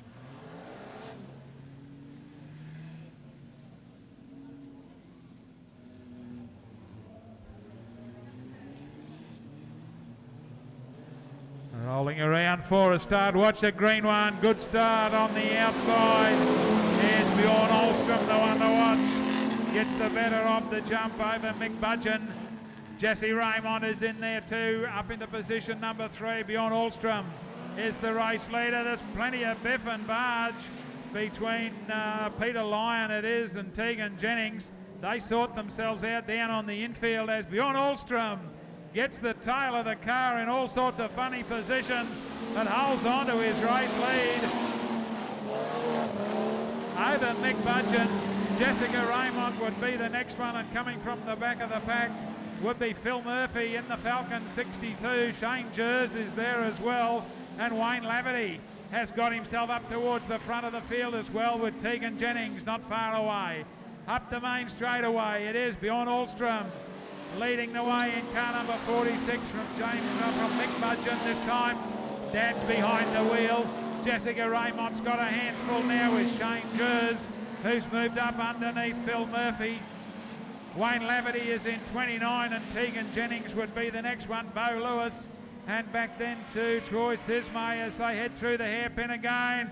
Phil Murphy's turned it around in front of the field. 6 laps remaining in the journey as they roll up the main straightaway. Look for a green one to send them on their way, off and running. Getting a good start right from the front is Bjorn Ahlstrom as Shane Jers has a look down the inside of Jessica Raymond and moves her back one place. Next one behind would be Wayne Laverty and Tegan Jennings. They settle down through the hairpin with Jessica Raymond going very wide. Wayne Laverty goes with him. We've got Troy Sismay in trouble along with Bo Lewis. All of them have kept their cars going as Troy Sismay it is. He just gets it out of harm's way as the race leader Bjorn Ahlstrom arrives at the hairpin just to the better of Mick Budgeon, who's now got Shane Jers in hot pursuit. Tegan Jennings would be the next one in front of Wayne Laverty. Back then to Jessica Raymond and Phil Murphy as Shane Jers has a little bit of a look underneath Mick Budgeon. So the front 3 cars have closed right up as they arrive at the hairpin. It's Bjorn Ahlstrom, Mick Budgeon, Shane Jers, Tegan Jennings not far away in position number 4, and Wayne Laverty. So plenty of action in this heat of the Division 2s as Bjorn Ahlstrom tries desperately to hold on to his race lead from Mick Budgeon. In there is Shane Jers in car number 10. They've dropped off Tegan Jennings and Wayne Laverty a little bit, and the next one would be Phil Murphy through the hairpin and up the main straightaway. Bjorn Ahlstrom has got it going in the right direction this time and has opened up a bit of a lead over Mick Budgeon, who has really got his hands full with Shane Jers looking for an outside. The white flag will be waiting for them. with 1.5 laps to go for Bjorn Ahlstrom. Throws it into the hairpin in front of Mick Budgeon. In there too is Shane Jers. Bjorn Ahlstrom bounces it off the concrete. Does not lift the right foot.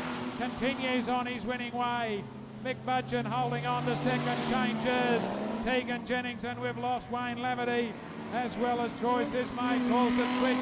Pulls it onto the infield into the hairpin. For the last time, Bjorn Ahlstrom is going to take his first heat of Division 2. Up the main straight away he goes. Mick Budgeon will hold on to finish second. In front of Shane Jers. Tegan Jennings, good drive into position number 4. Bill Murphy from the back of the pack gets up to finish in 5th place. Wayne Laverty in trouble with car number 29. Just lets it idle across the racetrack. And Bo Lewis is car number 42 with lots of panels missing from the car. Gets it across the line. Wayne Laverty is there. Jessica Raymond. Darren Lyon is there in car 3.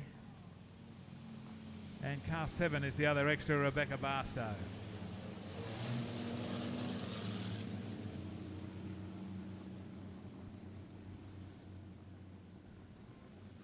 With Brett Baxter moving around to take up his position. On the inside of the third row, we'll have Jessica Raymond outside of him.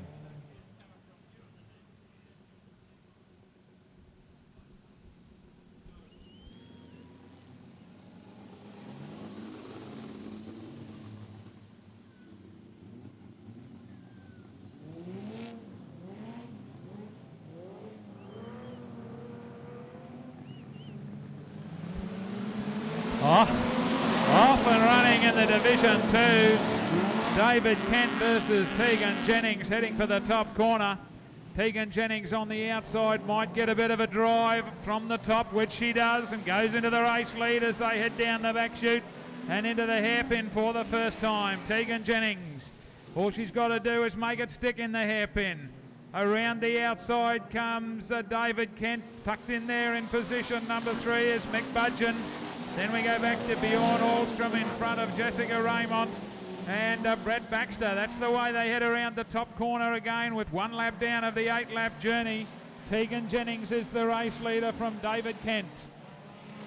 Mick Budgeon holds on to third from Bjorn Ahlstrom. Tegan Jennings getting it very high, hanging out the tail. Bjorn Ahlstrom goes around in the hairpin. Can he keep it running as they put another lap down on the journey? It's Tegan Jennings leading. David Kent coming into contact there with Mick Budgeon as Jessica Raymond looks for the big outside pass. Pulls one off around the top corner, around the outside of Mick Budgeon. Brett Baxter's going with her. Race leader, Tegan Jennings, holding on to the lead, gets it a little bit sloppy coming out of the hairpin again. David Kent can't quite get up the inside. Jessica Raymond's on the outside and Brett Baxter's coming with her. Mick Budgeon is there as well. Tucked in there is David Kent around the top corner. It is Tegan Jennings to the better of Jessica Raymond. Mick Budgeon down the outside. Brett Baxter holds on to position number 3 as they head up the main straightaway again. Tegan Jennings being tackled on the outside by Jessica Raymond. The two of them lock horns going through the dipper. Brett Baxter comes down on the inside, can't do it. Round the top corner, it's still Tegan Jennings battling hard to hold on to her lead to the better of Jessica Raymond. Here comes Brett Baxter underneath for a bit of the action. He can't do it. Tegan Jennings holds on up the main straightaway to the better of Jessica Raymond. Brett Baxter, Mick Budgeon, David Kent's the next one. Round the top corner, down the back straightaway, Tegan Jennings is fighting hard to hold on to her race leader. They're coming up to Rebecca Barstow to put a lap on her. Through the hairpin again for Tegan Jennings. She's got Brett Baxter this time on the outside looking for the drive. There's 2 laps remaining in the event and Brett Baxter goes into the race lead. Tegan Jennings won't give in. Drives around the top corner. Has now Jessica Raymond down on the inside of her. Brett Baxter is the race leader. To the better of Tegan Jennings, Jessica Raymond and Mick Budgeon up the main straightaway. No change. David Clark's in there as well. Peter Lyon, they're coming up on Rebecca Barstow. The race leader Here's Brett Baxter, looks to the outside of Rebecca as they head down the back straightaway. Puts a lap on her. Tegan Jennings goes around the outside as well. Brett Baxter up the main straightaway in his first drive in the senior ranks. Tegan Jennings clouts the concrete and will go back to position number 3. Jessica Raymond in for 2. Mick Budgeon in front of David Kent. Car number 3, Darren Lyon, would have been the next one home. Put your hands together, folks, for him. Brett Baxter up in the Division 2s, out of the junior ranks. Takes out a heat of the Division 2.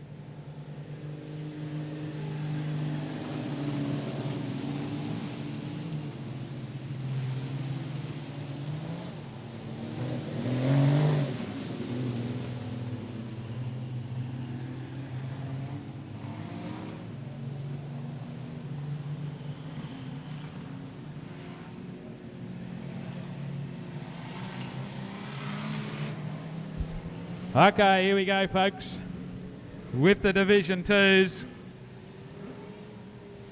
Bo Lewis has taken off at a great rate of knots.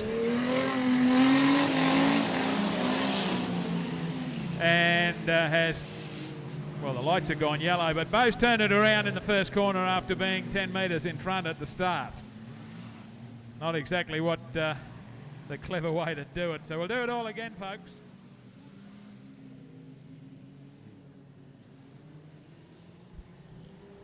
Here we go again. Moss Woodrow hanging right back. We'll look out. We've got car number 16 heading to the infield, but he sorted it out. And this time Bo Lewis is holding on to the race lead around the top. Got the tail out. Sam Grundy right behind him. Coming through with him is Matt Rigby, and Moss Woodrow has finally got into grips with the car. We've got one going straight ahead. Bo Lewis heading for the railway line. Sam Grundy's got the wobbles up in car 16 as well, and they've still got the wobbles up as the lights are yellow. Division 2 racing at its most exciting.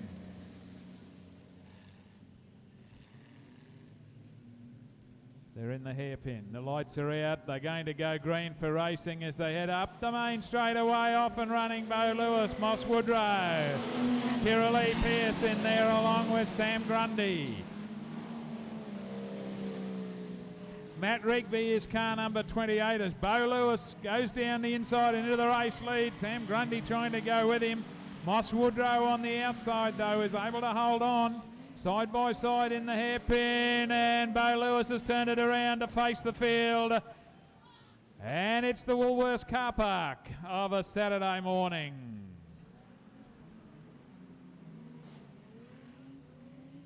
Single row.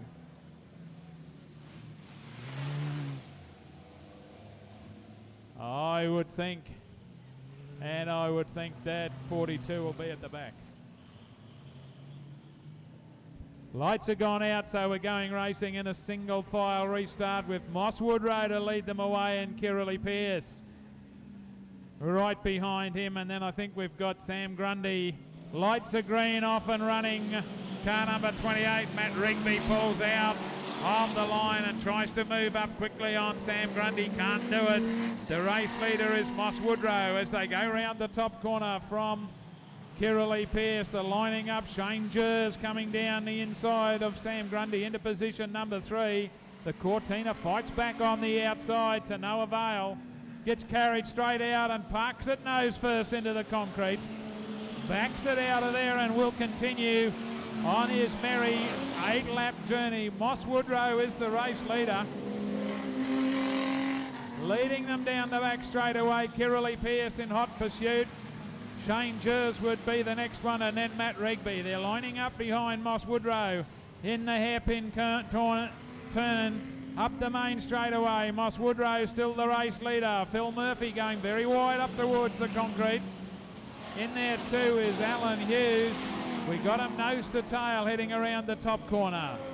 Moss Woodrow, Kiralee Pearce, Matt Rigby up to position 3, and Shane Jers dropped back to 4 as Phil Murphy has turned the Falcon around in the top corner and will drop out of contention in this one.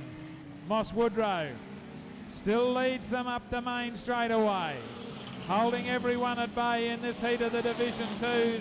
Kiralee Pearce sitting right on his hammer, not going to have a look around the outside, gives him a little bit of a helping hand around the top corner and shunts him down the back straightaway. They're coming up on Sam Grundy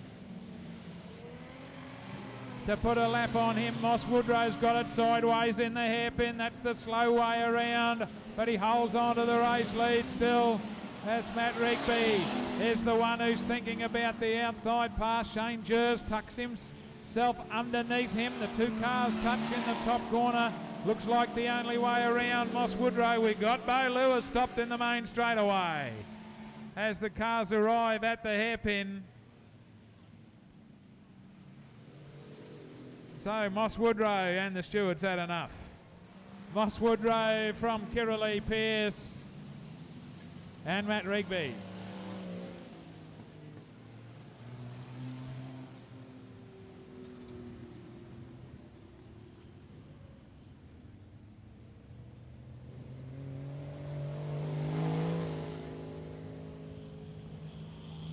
Okay.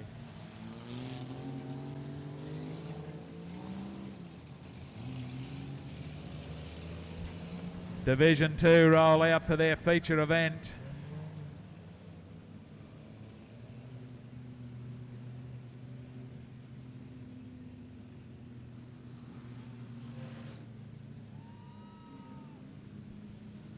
Big field of cars, 15 laps the journey.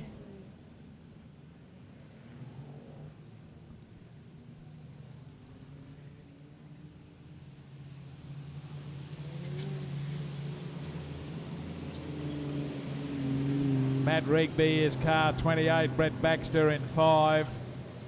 Kiralee Pearce is 77. Moss Woodrow is car number 39. Shane Jers is up there in the third row, along with Bjorn Ahlstrom. Jessica Raymont inside of row number 4. Outside of her, I think that's Darren Lyon. I think that's car number 3. 88 would be the next one. Alan Hughes. Big field of Division 2. Watch for a green one. 15 laps the journey, off and running with a lot of the young guns up the front and straight into the race lead. It's Brett Baxter over car number 28 of Matt Rigby. Kiralee Pearce arriving at a great rate of knots into the hairpin, and we've got them 2 and 3 wide going through there for the first time. Let's hope everybody avoids the concrete coming out. Now we got one facing the wrong way. I think that's Troy Sismay facing the wrong way in the Moss Woodrow on the outside of the second row. Shane Jers. Bjorn Ahlstrom is there in 46. Good start, off and running as Moss Woodrow tries desperately to dive straight to the inside of the racetrack as Brett Baxter leads them down the back chute for the first time. Kiralee Pearce has got Matt Rigby on the outside, keeping him as wide as possible out off the race line. Bjorn Ahlstrom would be the next one in position number 4, Moss Woodrow. Then we've got Shane Jers back then in car number 3 is Darryl Lyon. Back to Tegan. Jennings would be the next one on the racetrack. And she's in trouble in the top corner, getting shunted out of the way from up the main straightaway. Brett Baxter is the race lead. We got one in trouble in the hairpin corner is Wayne Laverty in car number 29. Our race leader though, fairly comfortable for Division 2, that's Brett Baxter. Over Kirralie Pearce, holding on to a good second place in front of Matt Rigby. Bjorn Ahlstrom getting a little bit untidy coming off the hairpin. Next one through there is Shane Jers. Phil Murphy moves Moss Woodrow out of the way, Jessica Raymond. The next one on the racetrack. Our race leader up on the tail of the field, Tegan Jennings is the first one that he'll be looking at to put a lap on as she's doing battle with Shane Rosa. Back then to Kirralie Pearce in front of Matt Rigby. Bjorn Ahlstrom, Shane Jers, and car number 3 is Darryl Lyon. Tegan Jennings around the wrong way again on the hairpin corner, where she'll get back on the racetrack and continue on her event. We pick up the race leader. He's now on the back of Shane Rosa. That's Brett Baxter leading them into the hairpin corner. Kirralie Pearce not far away. In there too still is Matt Rigby. Got some ideas of some success in the Division 2. Back to Bjorn Ahlstrom in front of Shane Jers. Next one through would be Darren Lyon, Phil Murphy, Moss Woodrow and Jessica Raymond. Waiting for our race leader who's in the hairpin corner. That's Brett Baxter. He's got a couple of cars in front of him. Rebecca Barstow is one of them as he hunts his way through, and that's going to do well. Didn't come to grief. Brett Baxter holding on to his race lead. He's behind now Troy Sismay as they come to the hairpin. Have a look at one in trouble here is young Grundy. Gets it going in the right direction. Sismay is still trying to hold off being lapped. Brett Baxter gets by. Kirralie Pearce goes as well. And Matt Rigby is still there as they've left the green Commodore high and dry in the top corner. Clear racetrack in front of Brett Baxter again. And he'll be happy with that. Kirralie Pearce. Back then to Matt Rigby, Bjorn Ahlstrom and Shane Jers.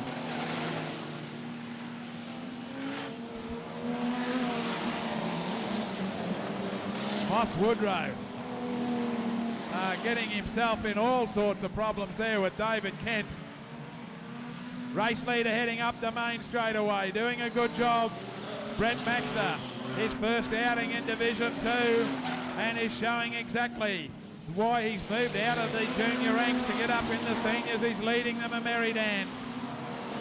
Bit of a problem there for Moss Woodrow.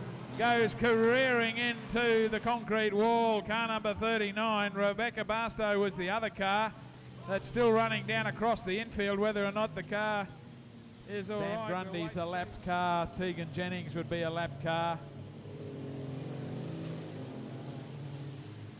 Lights are out. Final 5-lap dash to the finish for Brett Baxter and Kirralie Pearce. Matt Rigby, can he get up from position number 3? Bjorn Ahlstrom's not far away. In there too is Shane Jers up the main straightaway. Lights are green and away we go. Brett Baxter, Kirralie Pearce, right on their hammer is Matt Rigby. Bjorn Ahlstrom is there with Shane Jers. Darren Lyon is car number 3. Kirralie Pearce has moved offline. Straight into position number 2 goes Matt Rigby. Kirralie Pearce comes charging underneath in the hairpin. We've got car number 16, Sam Grundy, facing the wrong way. Coming into the hairpin corner is always the way at restart. All right, the lineup. Brett Baxter. One to watch is Matt Rigby. He's right up there in position 2.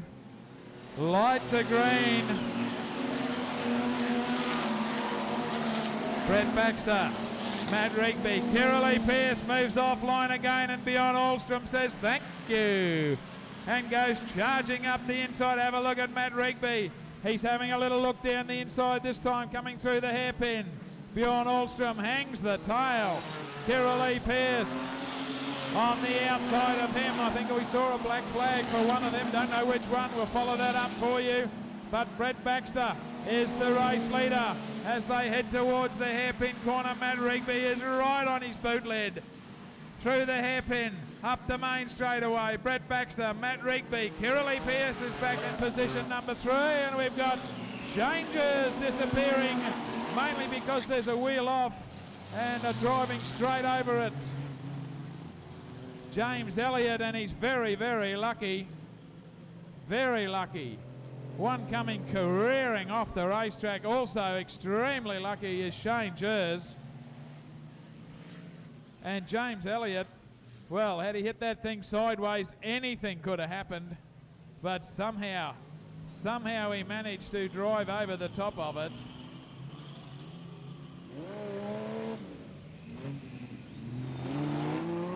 Bjorn Ahlstrom has received the black flag. Okay, put your hands together for him, folks. Brett Baxter, straight out of the juniors, straight up to a Division 2 feature win. Behind the Burner Magneto's car of Chris Albert, but he won the series last year. Running second to him was Gavin Norfield on car 15. Gavin, of course, jumps between those series.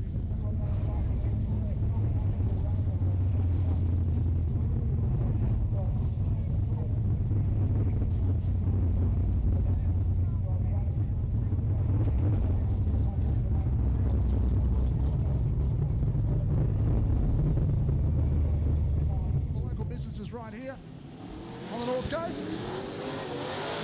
Warren will be one of the guys we've got to watch tonight. The on-turner racing chassis. North Coast concreting. Carving. And in front of him, the quiet assassin, Mark Ragel. Top of Pagle corner. Oh, Peter. Just overcooks at the middle on the top. Stairs on the throttle, launches it down at hairpin. Pagle just very consistent. Norfield come through. Dave O'Keefe down at the hairpin. Robbo being chased by Jeff O'Keefe.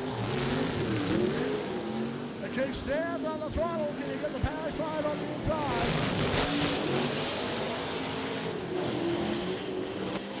Oh, Dave O'Keefe gets it all wrong down the back.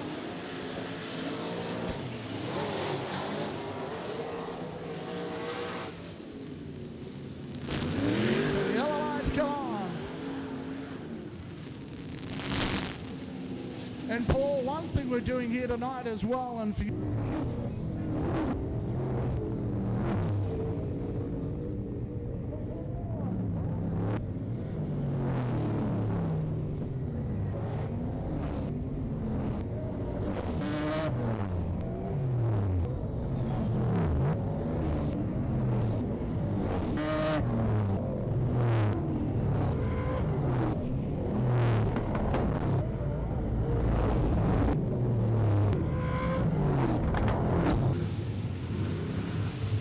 Young Michael Jenner, the rookie. I saw young Mrs. Jenner here somewhere before. I don't know where she is, down the bottom down there. Okay. Green light comes on. And once again, they line him up. Lining the brims down into the hairpin.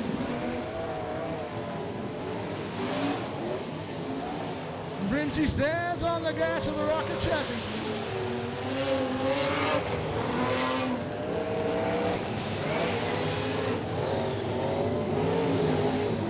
Lean in and the goanna earth moving. Hold of an arrow. The supercharged 6-cylinder being gobbled up down the bottom. Alex Jenner stands on the gas. Oh, but that thing's conscience, not the straight line. Well,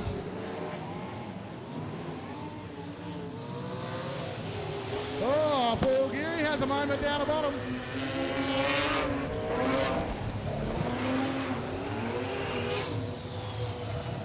Flames come on. Geary rolls out. As they line him up at the top of Fayetteville corner. Oh, Frank Armstrong's got the loud pill in that car.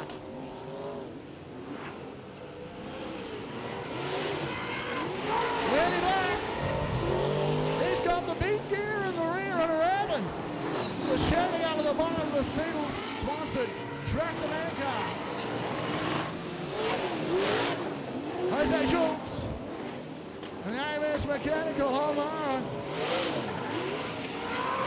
Lenny's on the throttle's got a wide open to the top part.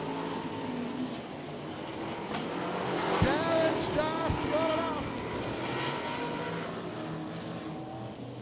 Oh, Armstrong gets him beside it. Kraft.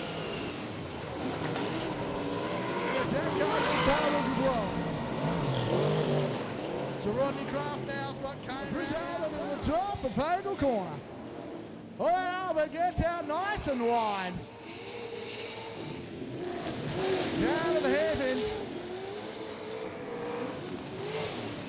And once again,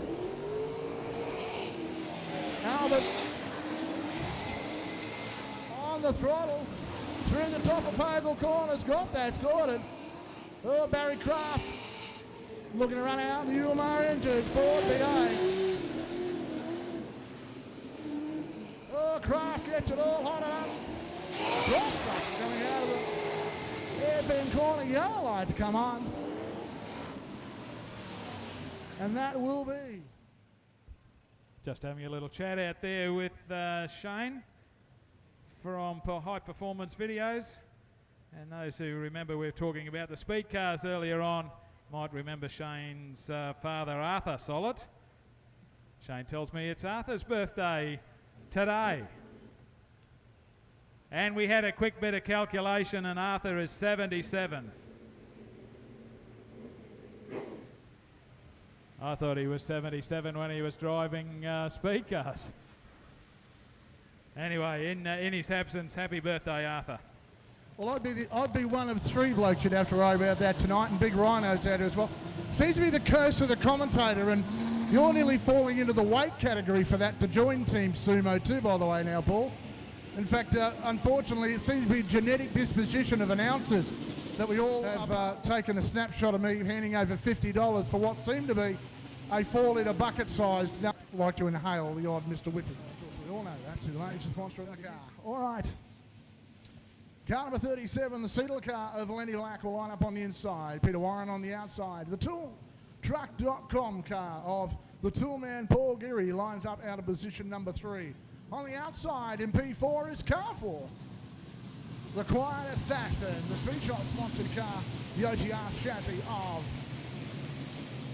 Mr. Mark Pagel. Behind him, former Australian number 1, DK Darren Kane for Botcha Race Parts, the Mazda RX-8. And the Berta Magneto's car of car number 77, Chris Albert, lines up out of position number 6. Out of 7 is the UMR Engines car of Barry Kraft. And Jeff O'Keefe, car 35, lines up on the outside in position number 8. Lights are out. 8 laps to distance. The first of these will come around and take the green. Warren and Lenny Black on the byline. Oh, Peter Warren got the drive high. Peter Warren sails around to the top. Look at Pagel as he's gone up high. Pagel's going to get around the back. He does. Lenny Black turning the tyres on the low line. He's banging up everyone up behind him. Oh, Warren out forward. Pagel is in hot pursuit. Back to Lenny Black. Paul Geary, the toolman, settles the car down, and the man we've got to watch is, of course, going to be DK Darren Kane. Oh, Geary looking for the high line very early. And Darren Kane just running to the top of the track. He'll come back down on the inside. Gets the horsepower down on the outside. Gets a little bit cramped for room. Back on the inside. Chris Albert him back a few wheels. Darren Kane now up in position number 5. Oh, look at Geary now starting to box to the back of Lenny Black without in front. Peter Warren is now on the siege.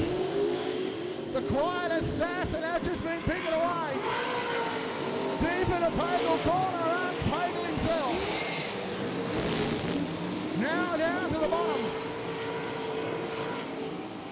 Look at the pace these guys are lapping at. Pagel's got the attitude in the car. Pull Pagel on that right-hand rear. Darren Kay is flying. Look at the gap he's pulled in between him and Geary. Now he's onto the back of them. So Lenny Black has not only got one, but he's got two stacked up behind him. Oh, Geary looked on the inside. Lenny Black goes a bit deep into the top of Pagel. Now they'll run down the inside. Can they hook the horsepower up? Lenny Black is absolutely under siege. Darren Kane looks like he wants into this as well. They are really starting to go. One lap remaining. Second, and Peter Wayne takes the win. Pagel in for second. And third is the car of Lenny Black. Well, give him a big round of applause. As the yellow lights come on. The North Coast concreting car of Peter Warren. Nice result for you early on in the night, mate. That may have set the mood for your evening. Yeah, that's. I hope we stay that way for the rest of the night. You can just tell by the look in his eyes, Paul, he's thinking, I feel a bit confident here. Put your hands together, Gympie, for Peter Warren. We'll claim him as a local here, Wes. This is where he started. Great to see him back in action. Fabulous motor car. Good luck to Peter. Tell you, they really do produce a nice car. That's an Owen Turner chassis, but I tell you, they really have got that. This is going to be interesting, Paul. I've got to call two races in one. Happy days. The front cars, of course, in the ALS Concreting Series. Greggy Ma, Grandma, sitting on the front in the amazing sides. Camaro sits on the outside of him, the Mercedes-Benz truck-sponsored car. The Holden Monaro of Dale Christensen. Car 77, Lightning with Brims. Wayne Brims lines up in position number 3. And the White Knight himself, Frank Armstrong, car 53, lines up on the outside in P4. Now we go back to the Bosch and Nissan Series, and of course, off pole position is Lee Noon, car 46, a Goanna Earth moving. Supercharged Nissan powered car sitting in position number 1. On the outside, just to make another supercharged inline 6-cylinder car, runs Bobby Dobjon. Behind him, the two V8 Warriors. The first one is of course, the car of Alan Schultz, and on the outside is Rodney Kraft in car 48. All right, they'll line up down the bottom. Two races in one. And Greggy Ma, Christensen on the inside. Oh, Christensen got away to a good lump out on the outside. Into the top. Look at Lee Noon. Lee Noon has got that thing absolutely gnawed up. That thing has got some horsepower. Armstrong deep in the corner. Noon goes round.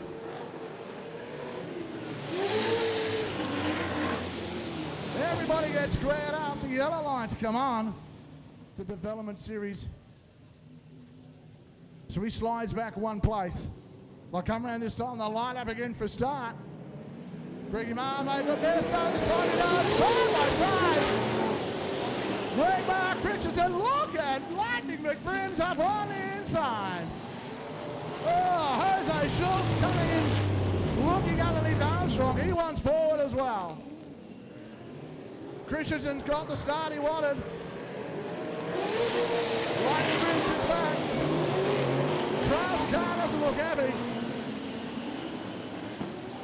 In fact, on Motor a Telstar, little flashes and comes around to pass the start finish line. But once again, Christensen now sits himself strongly on the pole line. Ma defending. And Lightning McBrim is trying to find a way around. Oh, Lee Noon's the man on the charge. Oh, Lightning McBrim's had a look on the inside of Greg Ma. Could not make it stick.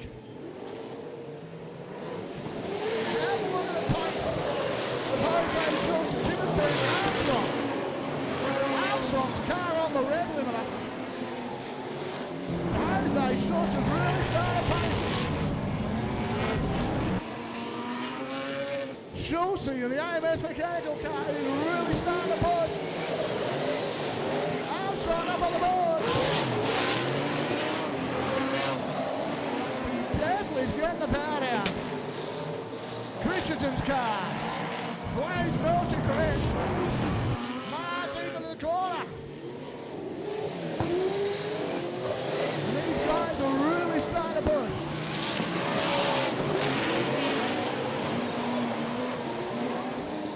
Look at Greg Marr. He is under siege. Lightning and Brims are starting to come home. Christensen. What a great job. Wayne Brims looked on the inside. Couldn't make it stick. Schulte has a look on the inside as well. Can't get the power down. 1 lap remaining. Christensen out front. And Schulte really running hard. Schulte on the inside. Schultz looking for the move. Can't make it stick. Christensen takes the win. Marr and Brims come home in second and third. Oh, Schulte on the last is going to get around Bobby Dobjohn on the line. The great opportunist, what a great run. Absolutely sensational. And Bobby Dobjohn sneaks the victory on the line, but of course, the ALS concreting car of Dark Christensen takes the win. Great result, mate, very early on. Really, you've got to be happy with the car's setup. Yeah, no, we came up here a couple of weeks ago and we tried a few things. We were reasonably happy with it. We didn't have much luck then. Maybe it's changing. Once again, another man with a smile on his face. Does know this track really well. And that old stage of the old Fox, Bobby Dobjohn, it's never over to the fat lady sings for that guy. As the field rolls round to the top. Robbo on the front line, on the outside of him is Maury Williams. The kid, Michael Jenner, on the outside of him is the car of Gavin Northfield. Curly O'Keefe lines up in position number 5. On the outside of him is the car of Jeff Bingham. And of course, running off the rear is the second of the Jenner cars. A green light comes on. Robbo stands on the gas and gets away. Maury Williams runs round the outside, and Bingham's come from nowhere as Alex Jenner and the car of Curly O'Keefe immediately go the M&M car, transport car. Okay. Like Tarabi looking for a start. Gavin Northfield had his nose right up underneath the back of Maury Williams. He'll be looking to get a good start this time and try and get in front of Michael Jenner. But it's Robbo on the front row. Maury Williams on the outside. Green light comes on. Robbo got the start. Oh, Gavin Northfield struts through the centre. And look at Bingham on the outside. He just caution to the wind goes right around the top. The boundary rider maybe keeping up out of harm's way is the absolute far into the race line. Oh, Alex Jenner got the horsepower down and made the pass up on the inside. And Alan Robertson has got the kid chase him down. Oh, Gavin Northfield up on the inside. She's a drag race. Oh! Stoppage on the bottom part of the track. Alex Jenner come to a dead stop. Bingham nowhere to go, but into the Maury Williams and finds himself up chasing. The car's in front. Well, let's see what happens this time. Looking for a start. Robbo on the gas. Jenner's got a great start this time. Look at Bingham on the outside again. Yellow lights, come on.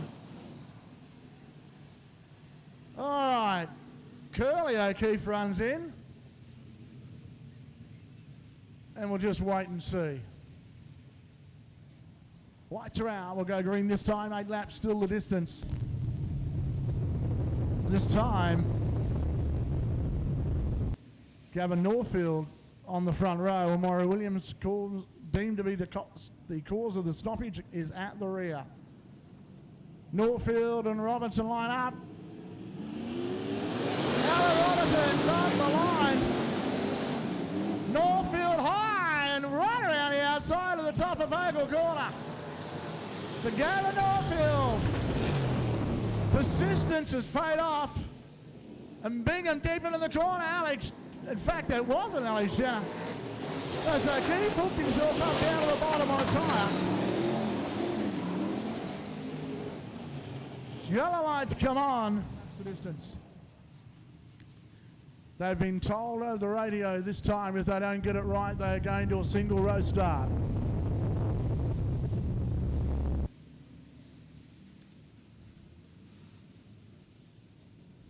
Robertson on the inside, Norfield on the outside.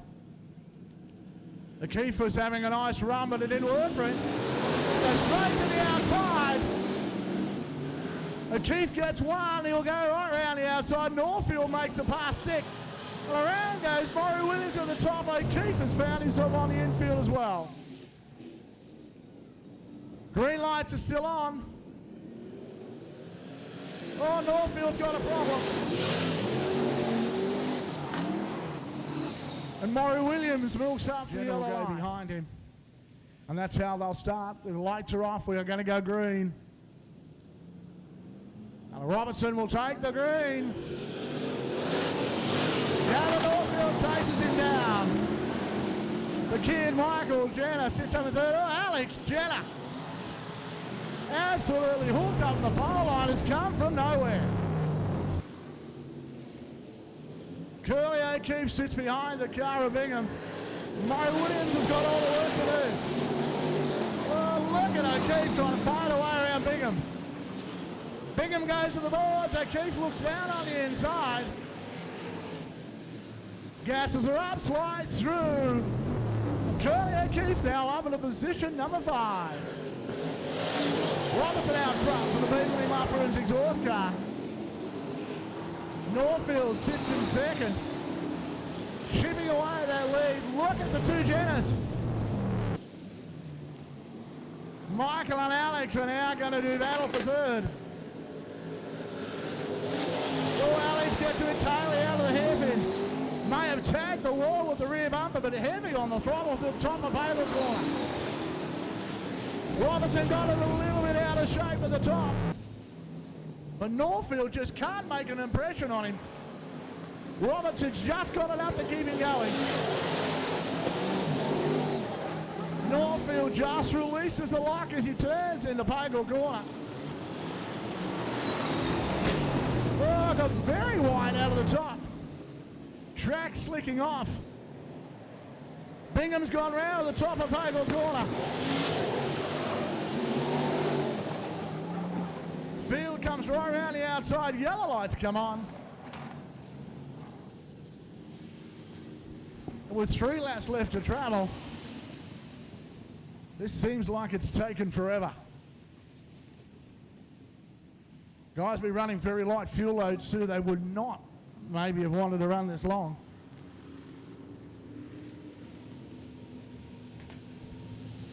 Whereas if it seems like it's taken forever, that's because it has.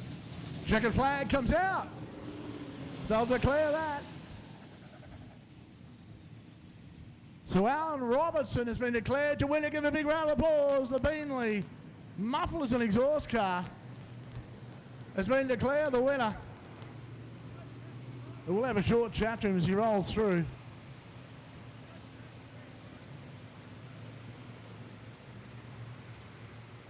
As we send refreshments early out. Robbo, great result. That really does put Pater to some hard work for you guys in the last few weeks. Yeah, the car's really good. This is my first time here. Love the track, great. And thanks to my crew for giving me a good car. Isn't it nice? The first people he thanks was the track because he's loving that. And of course, then he thanks the crew. Well, as I said, Paul, they really love coming out here, and it's a fantastic facility. But I'll tell you, took forever to get that going. We'll be back very shortly. Some more racing coming your way. Back to you. What a heat this is going to be. Hydraulic Drilling Services bringing this one to you.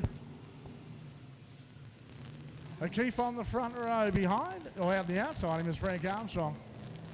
The Berta Magneto's car. In fact, it won't be the car of Mark Pagel will line up in position number 4, or will he not?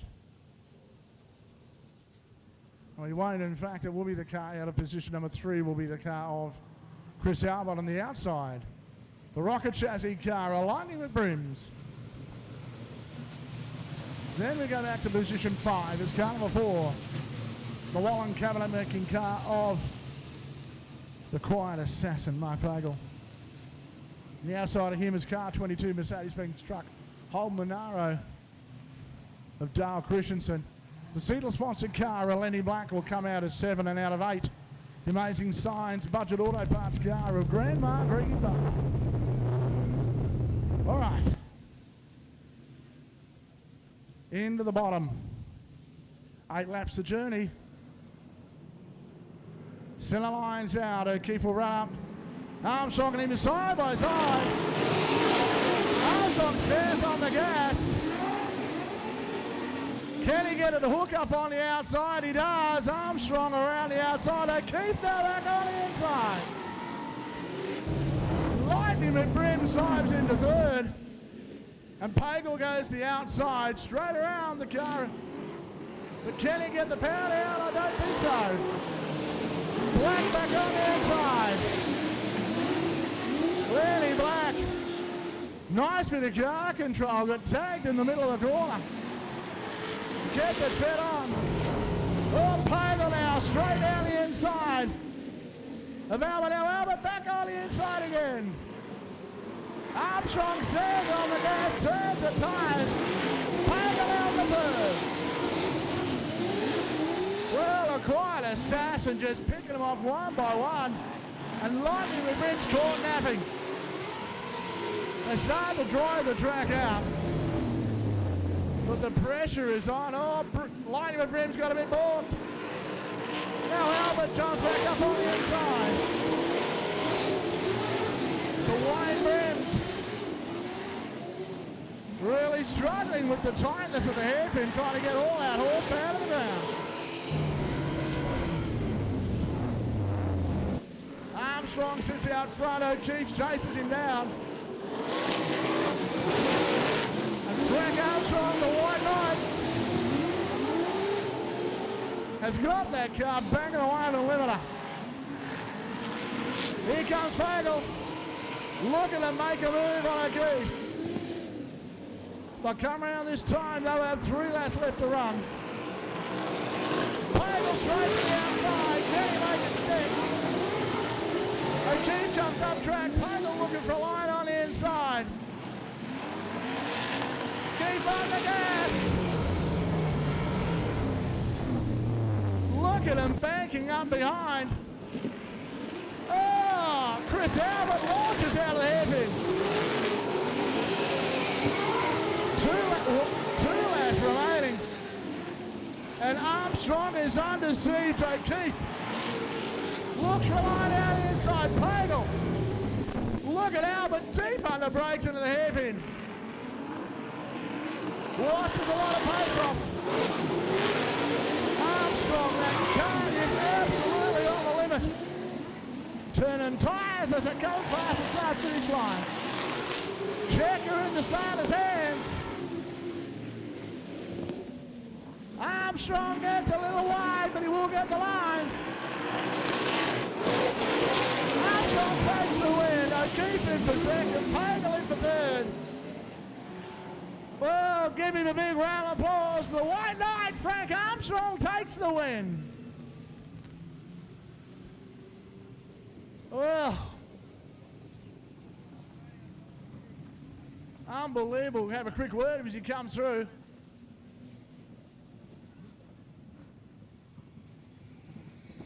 He's a happy man.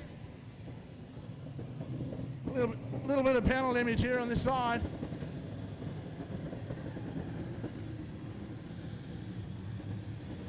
bit of fire occurring over here. In fact, we've got a fair bit of fire, in fact.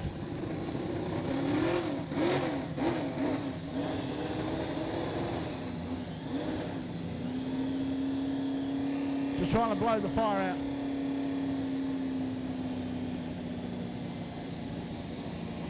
Problem when they stop. Well, a happy man. We'll strike one up for the White Knight. Great run. Sorry, mate. Yeah, first one out. It's excellent. Best feeling out there. Yeah, real good. It's about time too. It's been a hard road. It's about time too. He's a happy man. Well, it's Bobby Dobjohn, Alan Schultz, Lee Noon, Maury Williams, Alan Robertson, and of course Gavin Norfield. That's the field.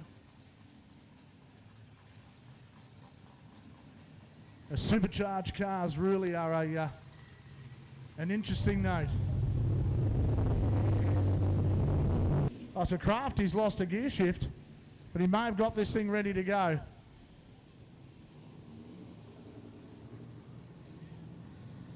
Looks like he may not be able to take the green. Oh, on the inside. Schulte high on the boards and Norfield. Yellow lights come on.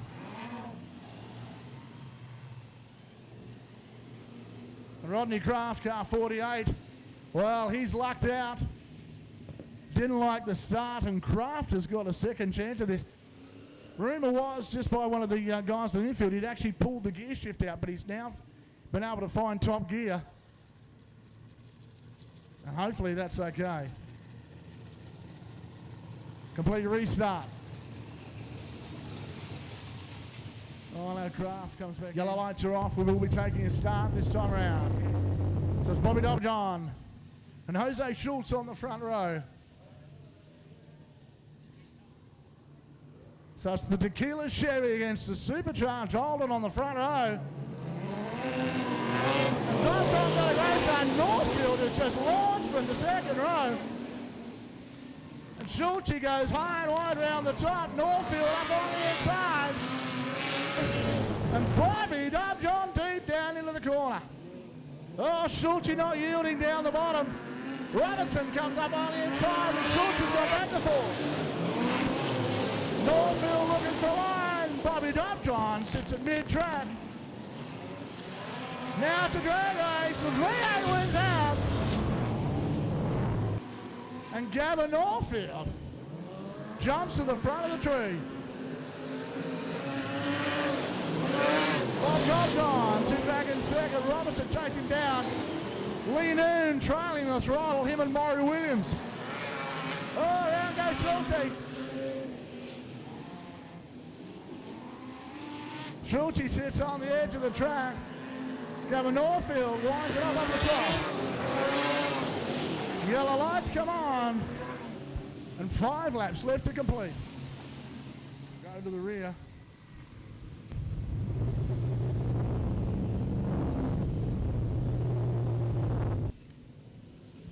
Schulte now lines up behind the car of Lee Noon. Green light comes on. Norfield on the power. Bobby Dobjohn now trying to get a bit of balance behind Robertson. Trying to find a way past. Oh, Lee Noon and Schultz go side by side down into the bottom of the hairpin. Noon gets a bit crossed up, trying to pound out. Lee Noon. Schultz got bored. But it's Gavin Norfield who sits out in front. This car is an absolute balanced car. Gavin unlucky to lose the development series last year. In fact, lost it on a countback. Oh, look at Robertson. He looked down the inside. Bobby Dobjohn couldn't make it stick.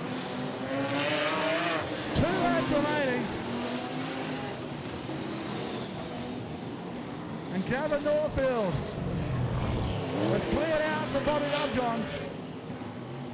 And Alan Robertson sits in third. 1 lap remaining. Robertson's going to have one last throw of the dice. Norfield through the top of Pagle corner. Down the hairpin. Checkered flag at the ready. Gavin Norfield takes the win. Second place to Bobby Lovejohn. Third to Alan Robertson. Lena in comes home strongly. And Alan Schultz tags him through. Well, give a big round of applause. Oh, mate, chuck another one up for the Chardonnay Princess, eh? Yeah, we've got to keep it rolling to keep the Chardonnay coming in. So I need to take the time to thank Sandra for all the support. My family's come down from Rockhampton to help us out tonight too, so hope we can keep it going. Well, and a happy man, a great husband and wife team too, Paul. They really do a great job, and as he said, he's got to send her out to work so he can go racing. He says that jokingly, tongue-in-cheek. The infield.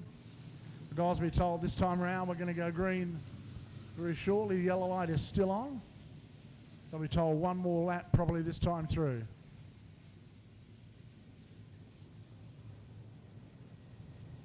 So it's Peter Warren on the front row, the outside him, former Australian number 1, DK Darren Kane. The Botta Race Parts, Mazda RX-8, car number 36. Paul Geary comes out of 3. Barry Kraft comes out of 4. Then we go back to Alex Jenner. Jeff Bingham. And Curly O'Keefe runs the high line and comes out of position at number 7. Lights are out. We'll be going for a start.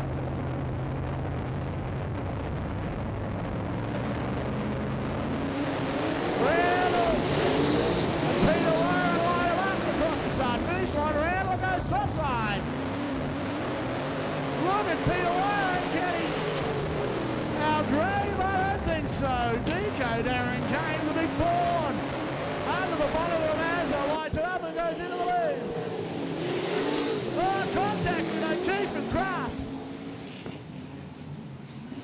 Both of them keep going, yellow lights come on.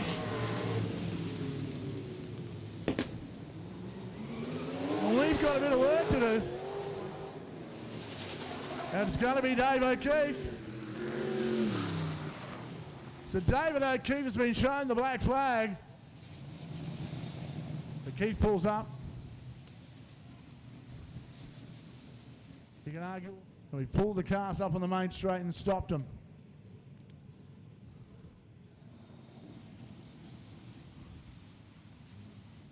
All right.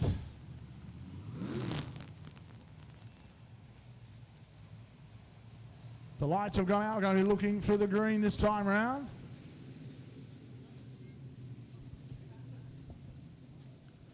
Once again, it's the car with Peter Warren and Dave and DK Darren Kane in the front row.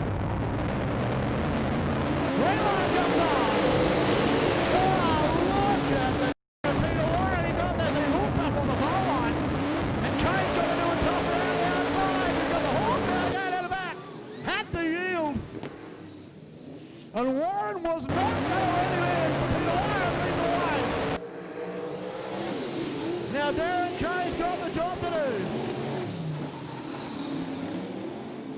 Look at Darren Kane. Monster in the back, and Geary's now found some form as well. So it's the Dominator chassis in the middle of the Owen Turner sandwich. But Peter Warren has got that Chevy Rabbit out front. So it's Chevy versus Ford, the Ford in the front of Darren Kane's Botta Mazda RX-8. This brand new engine has got some mumbo. And he is really trying to unleash it and make a pass. Look at Kane looking at the top side, looking for a mistake. And Peter Warren knows his track so well. Warren is flying. And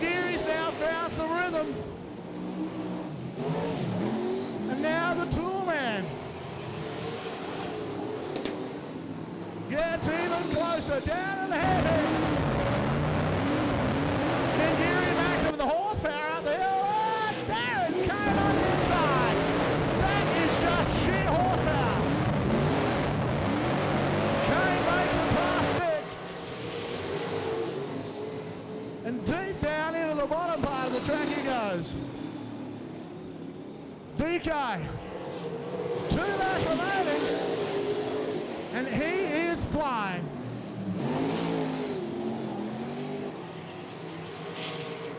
Working the pace into the bottom part of the track. 1 lap remaining this time around. Peter Warren sits in second. Paul Geary third, but it's DK there and Kane out front. Down in the hairpin, up onto the back of Jeff Bingham. 1 corner left. Kane moves up the inside, takes the win. Second place goes to Peter Warren, and third to the two-man Geary. The field comes round. Kraft will come home at the rear. But what a win! Give him a big round of applause. The Botcher Race Parts Mazda RX-8 of DK Larry Kane takes the win. They load it on a truck with a new body on it very shortly and take it all the way across to Kawana. But I could tell you what, that Ford under the front, that's got some serious mumbo, Darren. Oh, she's got one hell of a motor in it, but this is probably not the track condition we need to use it, but we'll hook her up hard for the final and we'll just give her a go. Well, folks, he's got an awful lot of good race car left underneath him here. And DK Darren Kane is really going to punish these guys if he gets out in front. It'll be a case of catch me if you can. This car is super fast. So Keith will come off. In fact, he comes off pole. So it's a Keith Bingham, Jenner, and we got Bobby Dobjohn. The car of Jose Schultz, Alan Schultz. And on the outside of him is Lee Noon and the Goanna. Earth moving Nissan power to hold Monaro. Geez, that's a mouthful.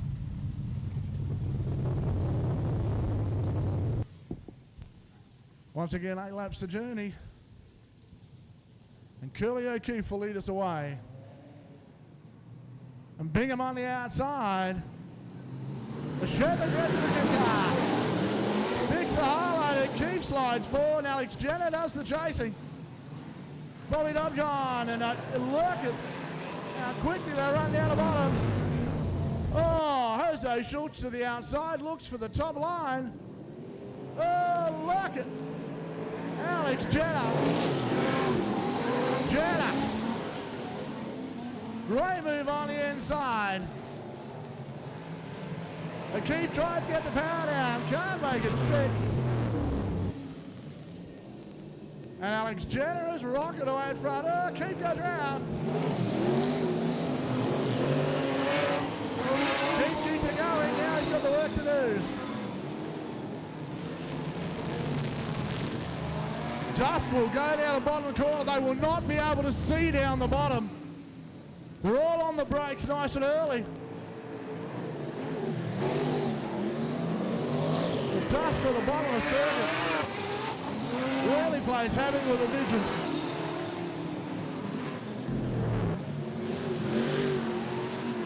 But out in front, Alex Jenner is being chased by Jose Schultz. Bobby Dobjohn, the 2 supercharged. Let's go to that one for good. Lean in. Really looks to make it an impression on Bobby Dobjohn, but that Commodore of Bobby's just handled so well.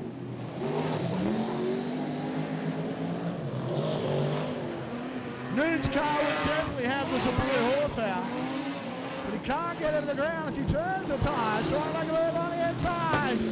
Lee Noon makes it stick, and now goes for position number 3. Well, let's see how much mumbo this car's got. Can he chase him down in 2 laps? And on the gas, stands the car up. And Alex Jenner down the bottom will come around, 1 lap left to travel. Jose Schultz, and go back to Lee Noon. A lot of hairpin. Curly O'Keefe looks for a path on being a laser stick.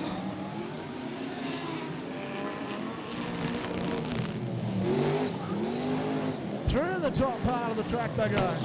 Checkered flag out. Alex Jenner takes the win. Second place to Lee Noon. And third place to Bobby Dobjohn. Oh, give a big round of applause. Alex Jenner takes the win.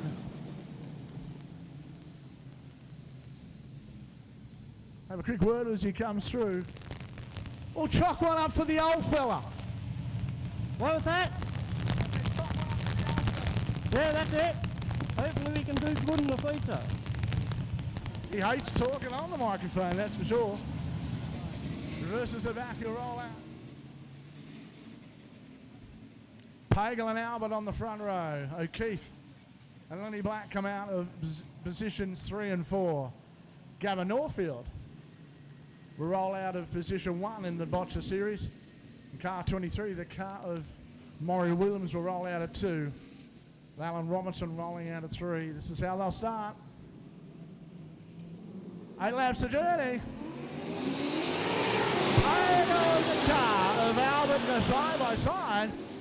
Albert back on the inside. Couldn't make it stick. But O'Keefe now comes down the inside of Lenny Black. Has the Sedan car all wound up. Oh, Lenny Black's got a flat left-hand rear. So Lenny Black's car with a flat left-hand rear will be mishandling terribly. He will tear that tyre off shortly. Look at the pace out front of Pagel. Quite assassin, started to bowl away. The Wallen Cabinets, car number 4.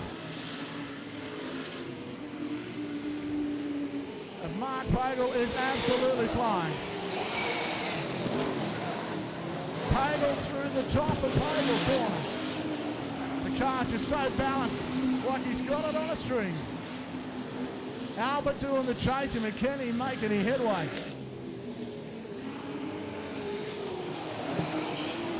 The alternate chassis. The Pagel really looks like he can put it where he needs to on the racetrack. Lenny Black with his flat left-hand rear. Just not his night. Pagel with 3 laps left to run. The Berta Magneto's Ford Fusion of Chris Albert sits in second. And Jeff O'Keefe sitting back in third, looking strong, but really just can't bridge that gap between him and Albert. Albert gets a little bit crossed up into the bottom. And Pagel got the throttle wide open in the top of Pagel corner. Into the bottom for the second last time. White flag in the styler's hands. Through the top part of the Mother Mountain circuit they run. Down the hairpin for the last time. Mark Pagel, the speed chop in at Holden Monaro, comes up, he'll take the checkered flag. Second place, the Ford Fusion, Berta Magneto's car of Chris Albert. And Jeff O'Keefe comes round in position number 3. Maury Williams will come round, he'll take the final placing. But what a win, give a big round of applause to the quiet assassin, Mark Pagel. Well, I know you hate this sort of thing, so I'll keep it nice and quiet. Great run, the car really looked strong, looked like you could put it where you needed to. Actually, the car's really easy to drive, so hopefully one small change to the final, and yeah, we'll just see what happens. He just says very little, but he lets the racing do all the talking. As you throw a bit more water out on this track.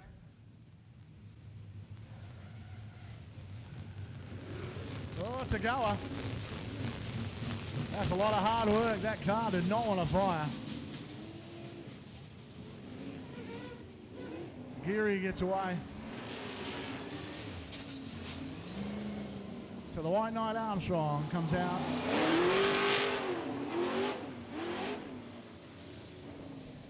I've got a bit of work to do as the field lines up.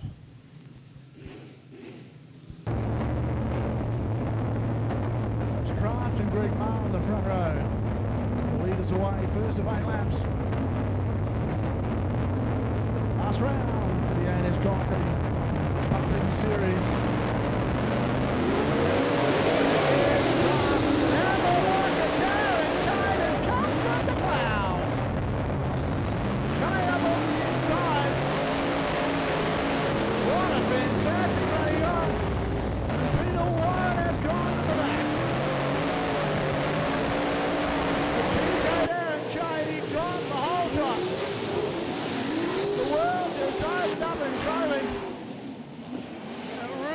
Was what he ordered.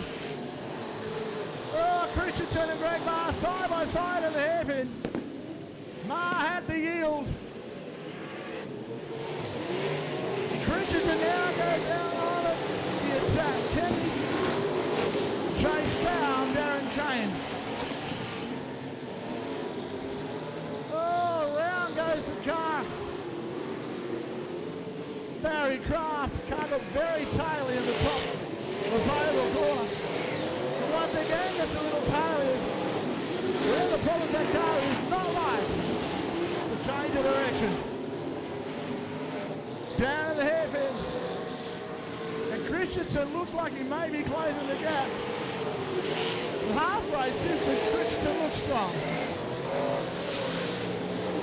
Look at Kane. And look at Greg Marr. Marr looking strong, but can he make any imprint on the lead of Darren Kane and also Dark Richardson? They sweep through the top of Pogle Corner. Strongly. Across the start finish line, 2 laps to travel. As the Monster Race Parts Mass RX say to PK Darren Kane, who really has got this field under control. White flag in the starter's hands. And Darren Kane, whose poetry emotions, he lifts the left-hand front up and dives quickly in the purple corner. Down through the chicane, down into the hairpin for one last time. And Darren Kane will take the win. Second place to Dark Richardson. And third place to Greg Marr. Well, that's a dominant run. Armstrong across the battle. It is Darren Kane. Give him a big round of applause. DK, Darren Kane. Well, I've got to tell you, what a hole shot. That was unbelievable. You got the power down and really just jumped him. Yeah, I couldn't believe when that hole opened right up. I thought, God, that's not my luck. But yeah, like the car's going really good, but it's going to be a pretty tough final. So whoever gets in front, I think will probably win it. Well, that's a bit of a captain obvious, really, but very much the master of the understatement, Darren Kane. Whoever gets in front is going to win it. Oh, what a great result. Fair bit of work to do for us guys now to turn these guys around. Finds himself out. Unfortunately, young Spuddy, Michael's car with an engine problem. It is his night is out and over. Out of position 3, Alan Robertson. Out of 4, it's Bobby Dobjohn. Out of position 5 is the car of Alan Schultz. Jose Schultz is out of 5. On the outside of him, Lee Noon and the Goanna Earth Moving or Excavations, Holden Monaro.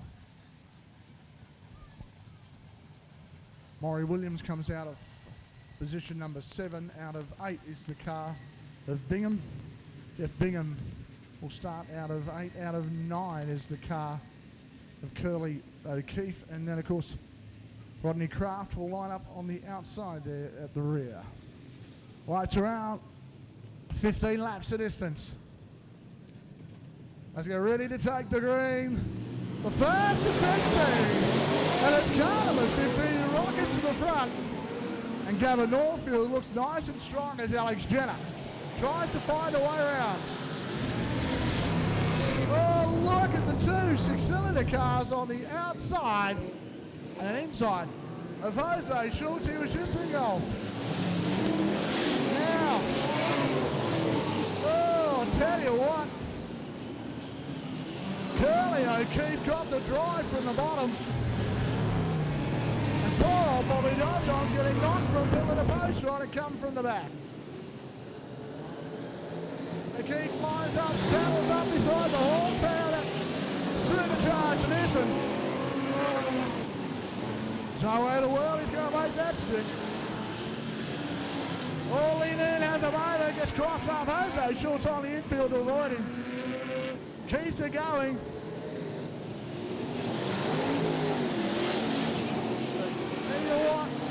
Lean's car looks nice and strong as he now starts to bridge that gap between him and third place, Alan Robertson.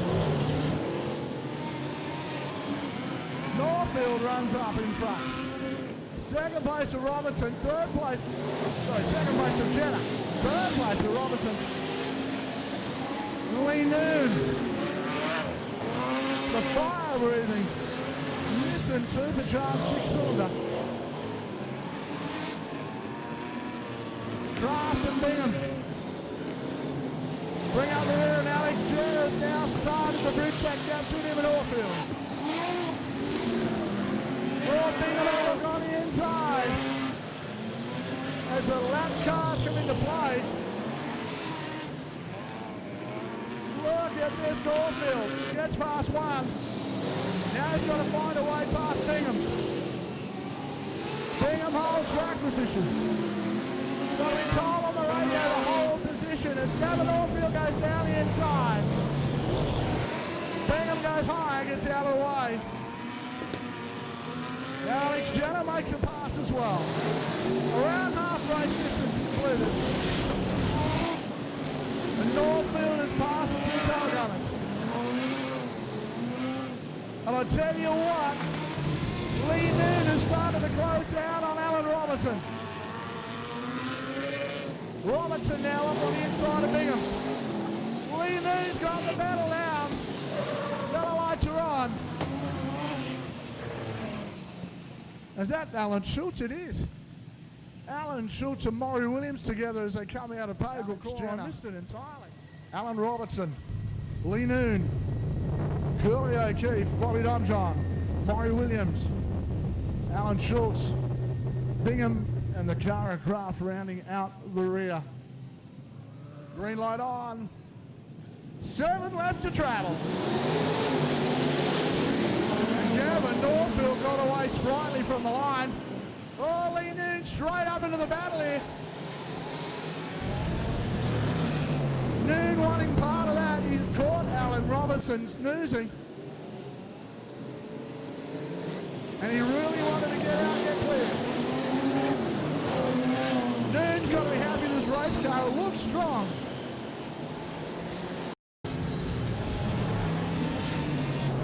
As he chases it down to the hairpin. Norfield's still out front. Alex Jenner chased him down. Lee Noon's car getting a little bit of push down mid-corner.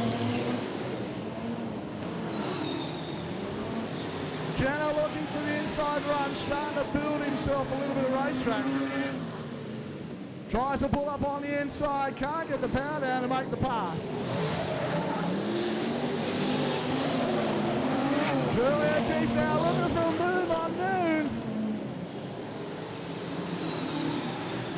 Noon held track position, had the horse down on the top.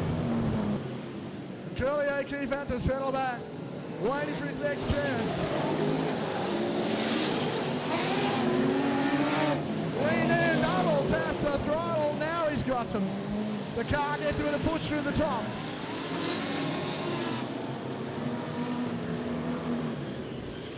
Once again, Gavin Norfield comes through. 2 laps left to travel.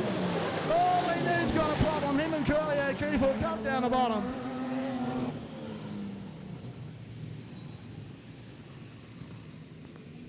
And Gavin Norfield has got Alex Jenner all over the rear bumper. And take the lead. 2 left to travel.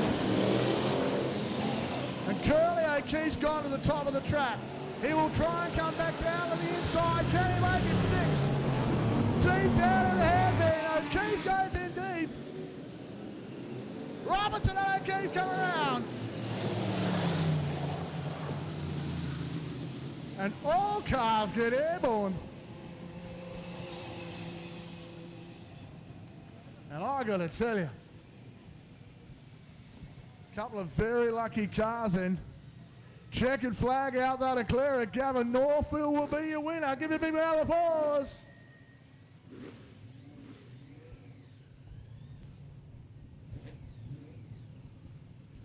Gavin Norfield wins the B main.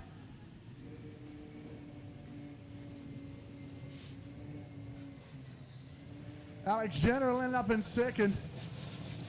And maybe I think Robinson will end up in third. I'm not sure. Well, here he comes, the winner of tonight's B main. Give a big round of applause. He comes past Gavin Norfield.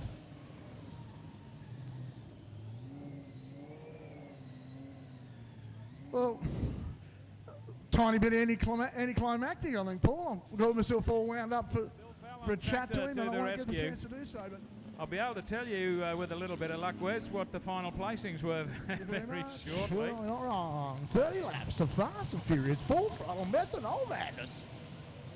That's for you out there, Paulie.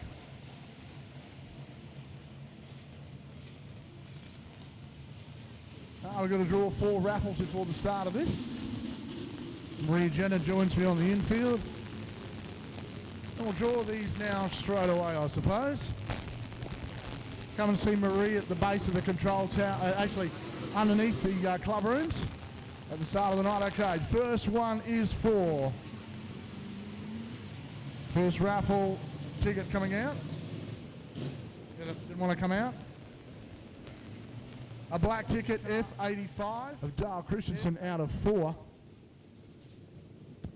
Out of position number 5 is car number 53, the White Knight, Frank Armstrong. That fire-breathing drag and the car really has been performing well. Out of position 6, car 35, the car of Jeff O'Keefe. The Amazing Science car of Grandma Greggy Marr. Chris Albert starts out of position number 8. Out of position 9 comes the car of Lightning McQueen, or the Lightning McGrims, in fact, and that is them on the outside of him. Car number 10. Out of position 10 is out car number 9. It is the 2 truck car. The 2 on the start line. Darren Kane on the pedal and the pedal around the outside line. Got the pedal down. Car's going into it. Armstrong's going to look like it's gutter time. He's got problems. Armstrong's not look like it's over before it started. Armstrong goes upstairs to get out of the way. But Darren Kane is out front. Pagels into second, Richardson third.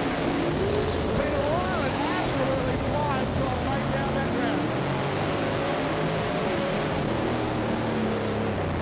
O'Keefe then back to the car of Chris Albert. Paul Geary being conspicuous by his absence tonight. They are really running hard. Kane's got the car tightly on the pole line and really starts to dance away. The big horsepower forward engine out of the front really has got the pedal down, and that car is flying. Pagels into second, Richardson back in third. And Sakara and Peter Warren they were watching. Can Warren have any impact in this at all?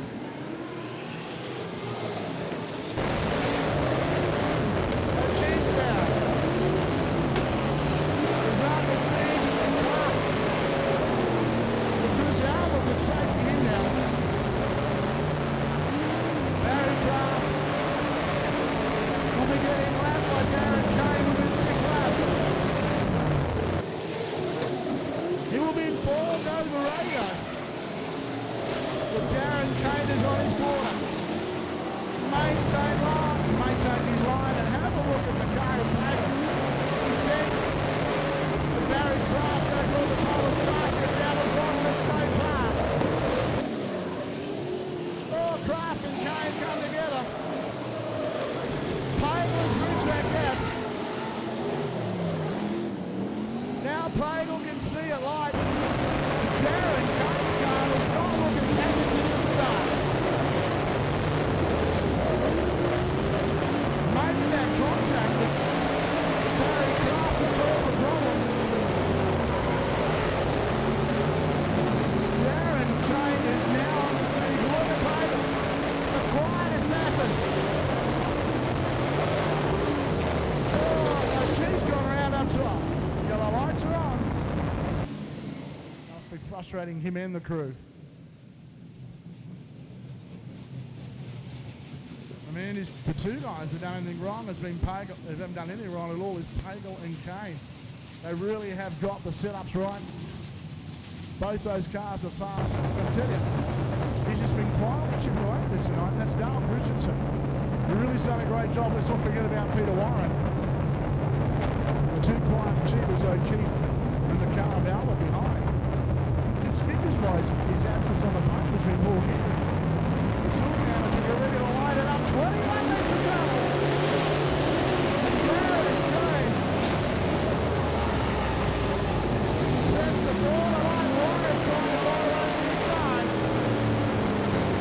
Couldn't make the pass on Christensen. Darren Kane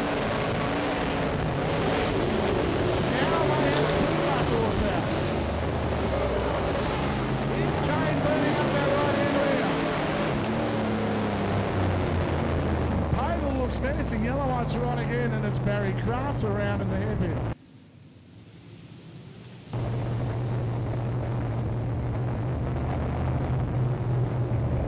So the lights are out.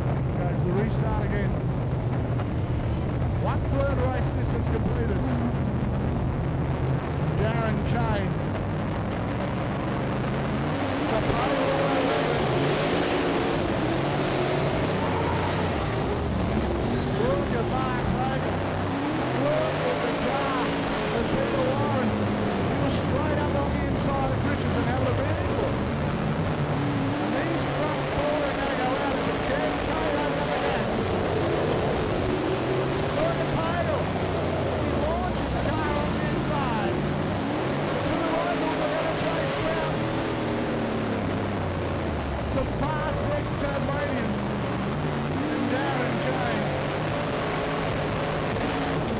Horsepower is nowhere near now. It's set up and luck as they make their way down to the hairpin. Kane's got defensive. Pagle knows that he might be able to get a run in somewhere.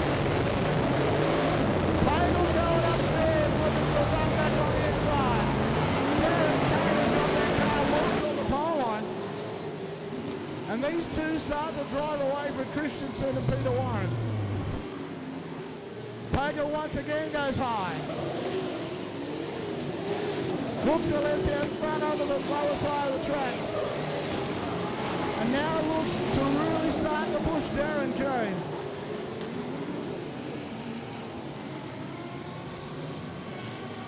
Kane tries to get the power down.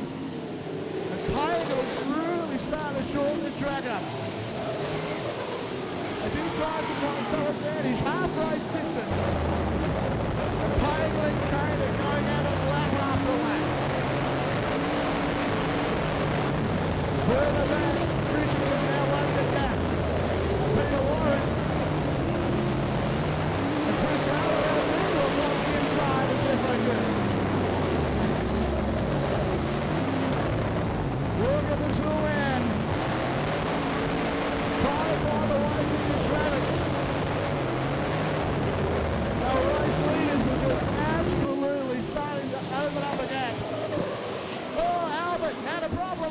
come. Oh, big impact.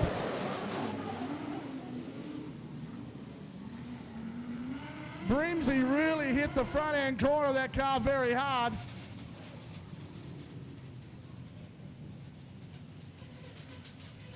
Looks like he's got the car restarted.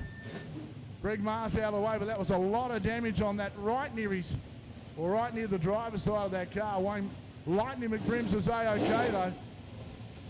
She drives the car back down on the infield. A lot of damage. Again. Oh, Albert had a problem. Round they come. Oh, big impact.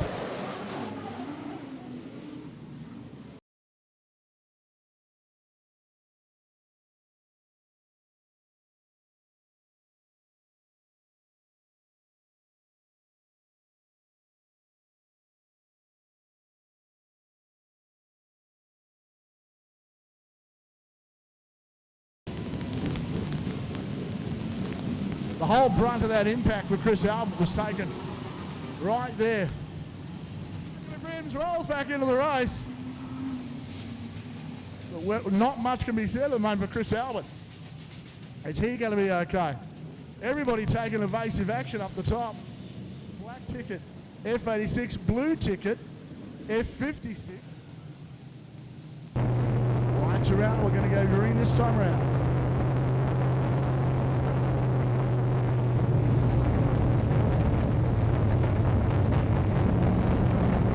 Albert's got the car started. Green light comes on. And it is the car of Darren Kane. He runs out. These guys are really going to have to watch the side traffic. Albert's made his way back onto the track. Listen to the car. Across the top into the pavement corner. They really are on the gas. Turning these tyres so hard. Kane's car. He really is reversing it. Look at Kane all over the back of it.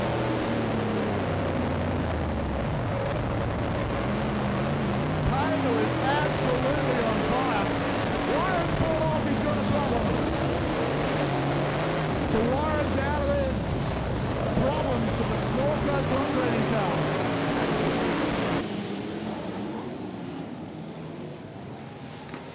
But once again, we go back to the battle up front. With 9 laps remaining. Darren, Kane and Pagel are just going at it. Pagel look up on the inside, he's letting know he's there. Peter Warren's got the car up and out of the way. Pagel is illegal. Pagel is absolutely flying, but cannot make an impression. Oh, that car, oh, Curly O'Keefe here. Look at the battle at the back. Alex Jenner, Curly O'Keefe and Barry Kraft are absolutely going at it. Darren the hairpin. And Curly O'Keefe is on the charge, so is Barry Kraft. Kraft and Beagle. O'Keefe up on the inside. Makes the pass stick, Alex Jenner. Tries now to come back on the inside. Both of them get tailing. And down to the hairpin they run.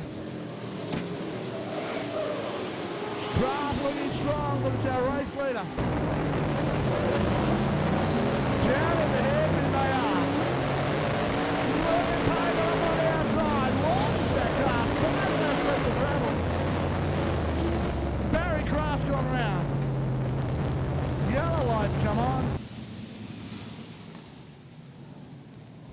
We got one more lap on the yellows. They won't, they'll come around this time, yellow lights are out. Kane will take the start again. 5 laps left to travel.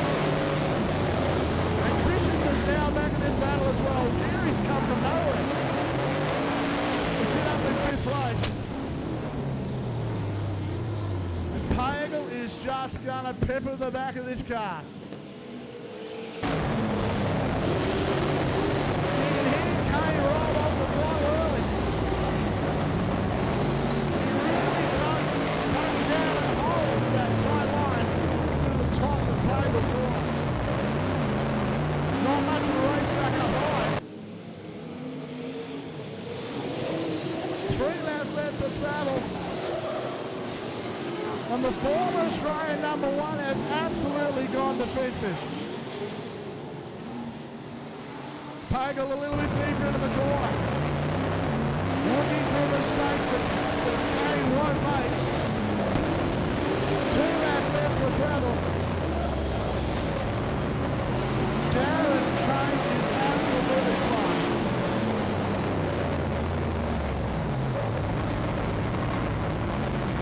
Pagel is looking for around 1 lap left to travel. Tegan will try and hang on. Will he have one last roll of the dice? Down to the hairpin. It's check and flag time. DK takes the win. Second place, Payne. Third, Christensen. Well, yellow lights come on. Give me a big round of applause. The Botcher Race Parts Mazda RX-8 of DK and Kane.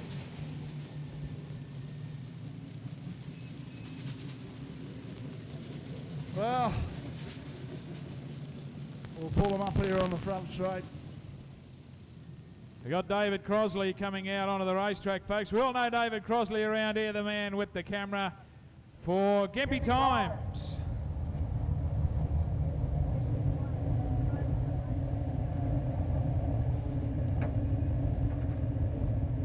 Well,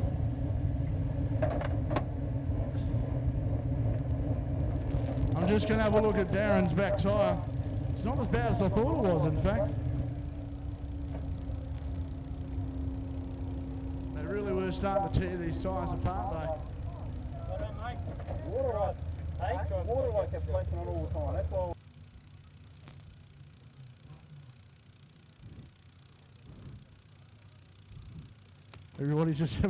Everybody's walking around looking at everybody else's tyres. I'll tell you what, it doesn't look like Dale Christensen could blow a candle out at the moment.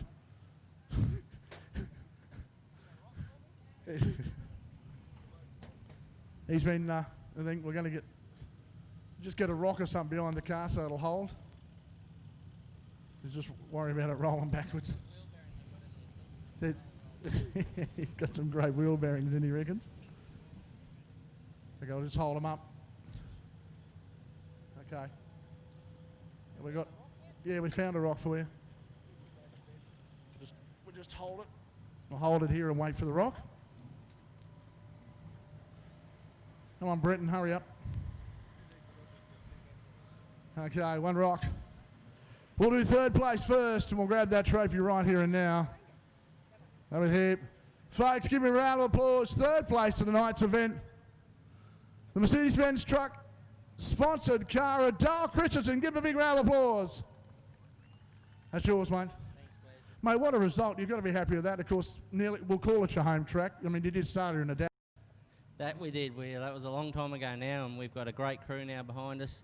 You pick up little bit and pieces as you go along, and someday you end up here, and a couple more spots would have been better, but I chased these guys all day, and they never made one mistake, so what can you do? I can see by your eyes you're a happy man. Give him a big round of applause. That is third place. Now in second place.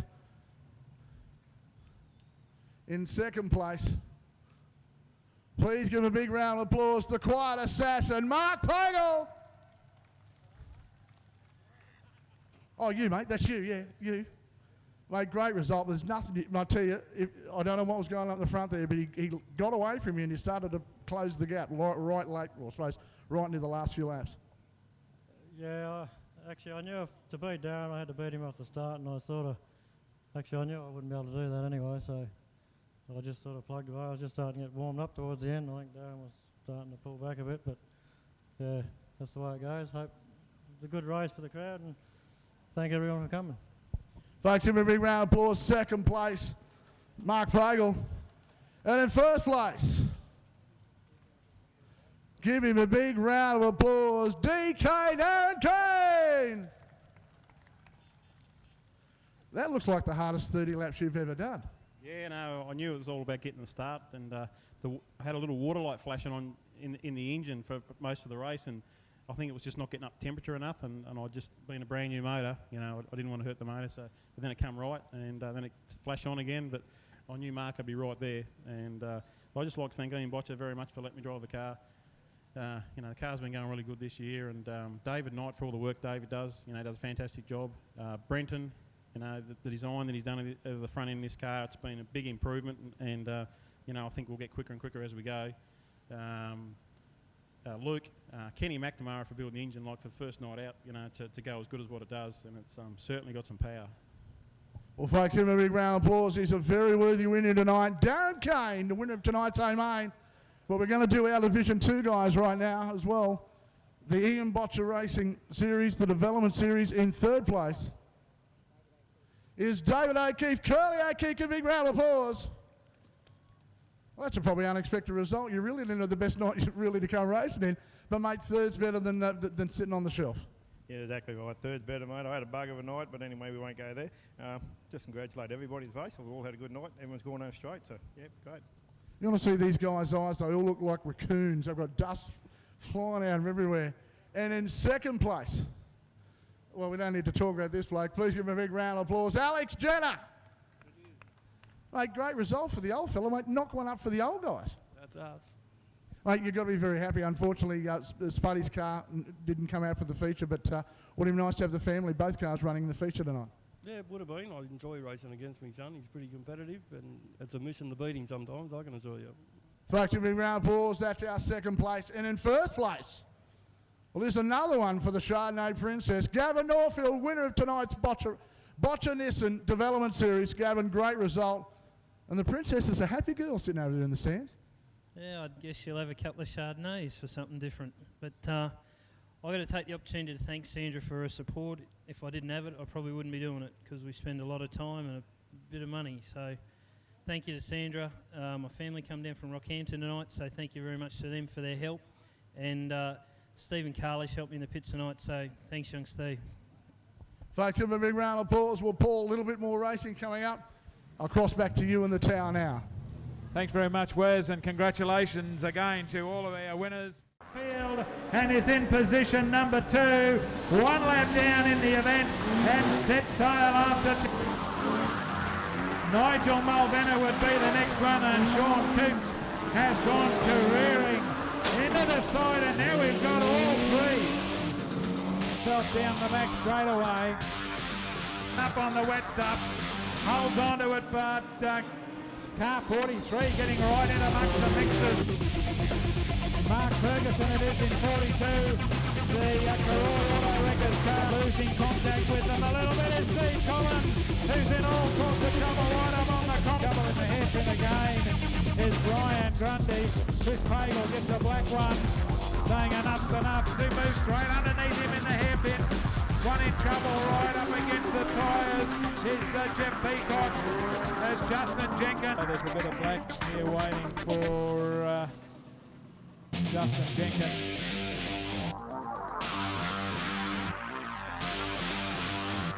Lewis and back then to George Dismay as they head through the hairpin again. Phil Murphy's turned it around.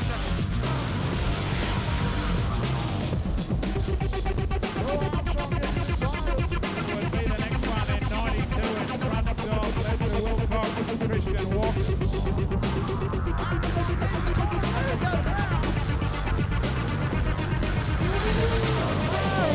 Go home in second and third.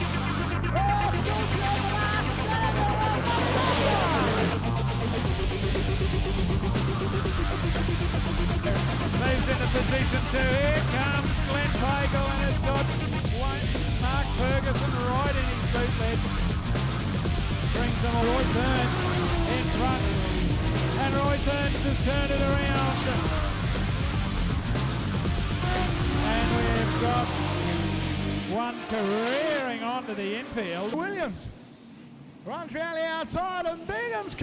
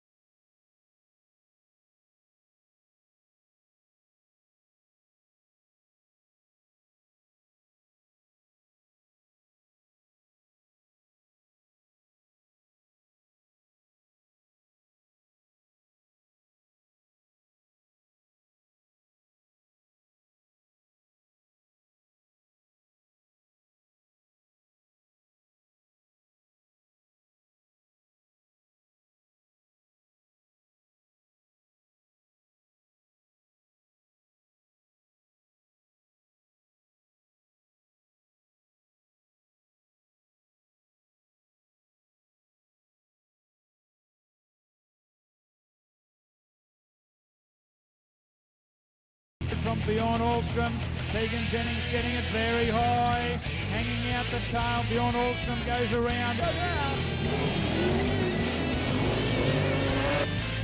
And has, well, the lights have gone yellow, but both turned it around in the first corner after being 10 metres in front at the start. Rigby and Moss Woodrow has finally got into grips with the car. We've got one going straight ahead. Bo Lewis heading for the railway line. Sam Grundy's got the wobbles up in car 16 as well, and they've still got the wobbles up as the lights are yellow. Bo is able to hold on side by side in the hairpin, and Bo Lewis has turned it around to face the field. And it's the Woolworths car park of a Saturday morning. The Cortina fights back on the outside to no avail.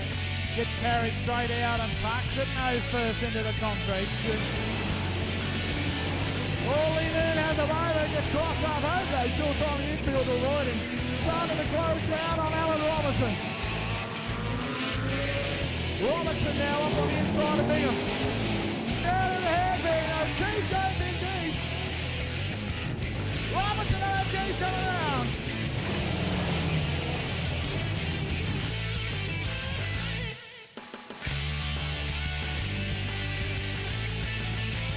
Brandon O'Keefe into the hairpin. Brandon O'Keefe, it straightens up on him halfway through the hairpin, and he's gone nose first into the concrete. Up one more place into position number 5. A bit of a change up in the top corner, and hooked together. They get past Michael Long as Chris Pagel gets the tail all around. Can he save it? He does so at the top corner and down the back straight away. Open up again. Oh, Albert had a problem. Round they come. Oh, big impact.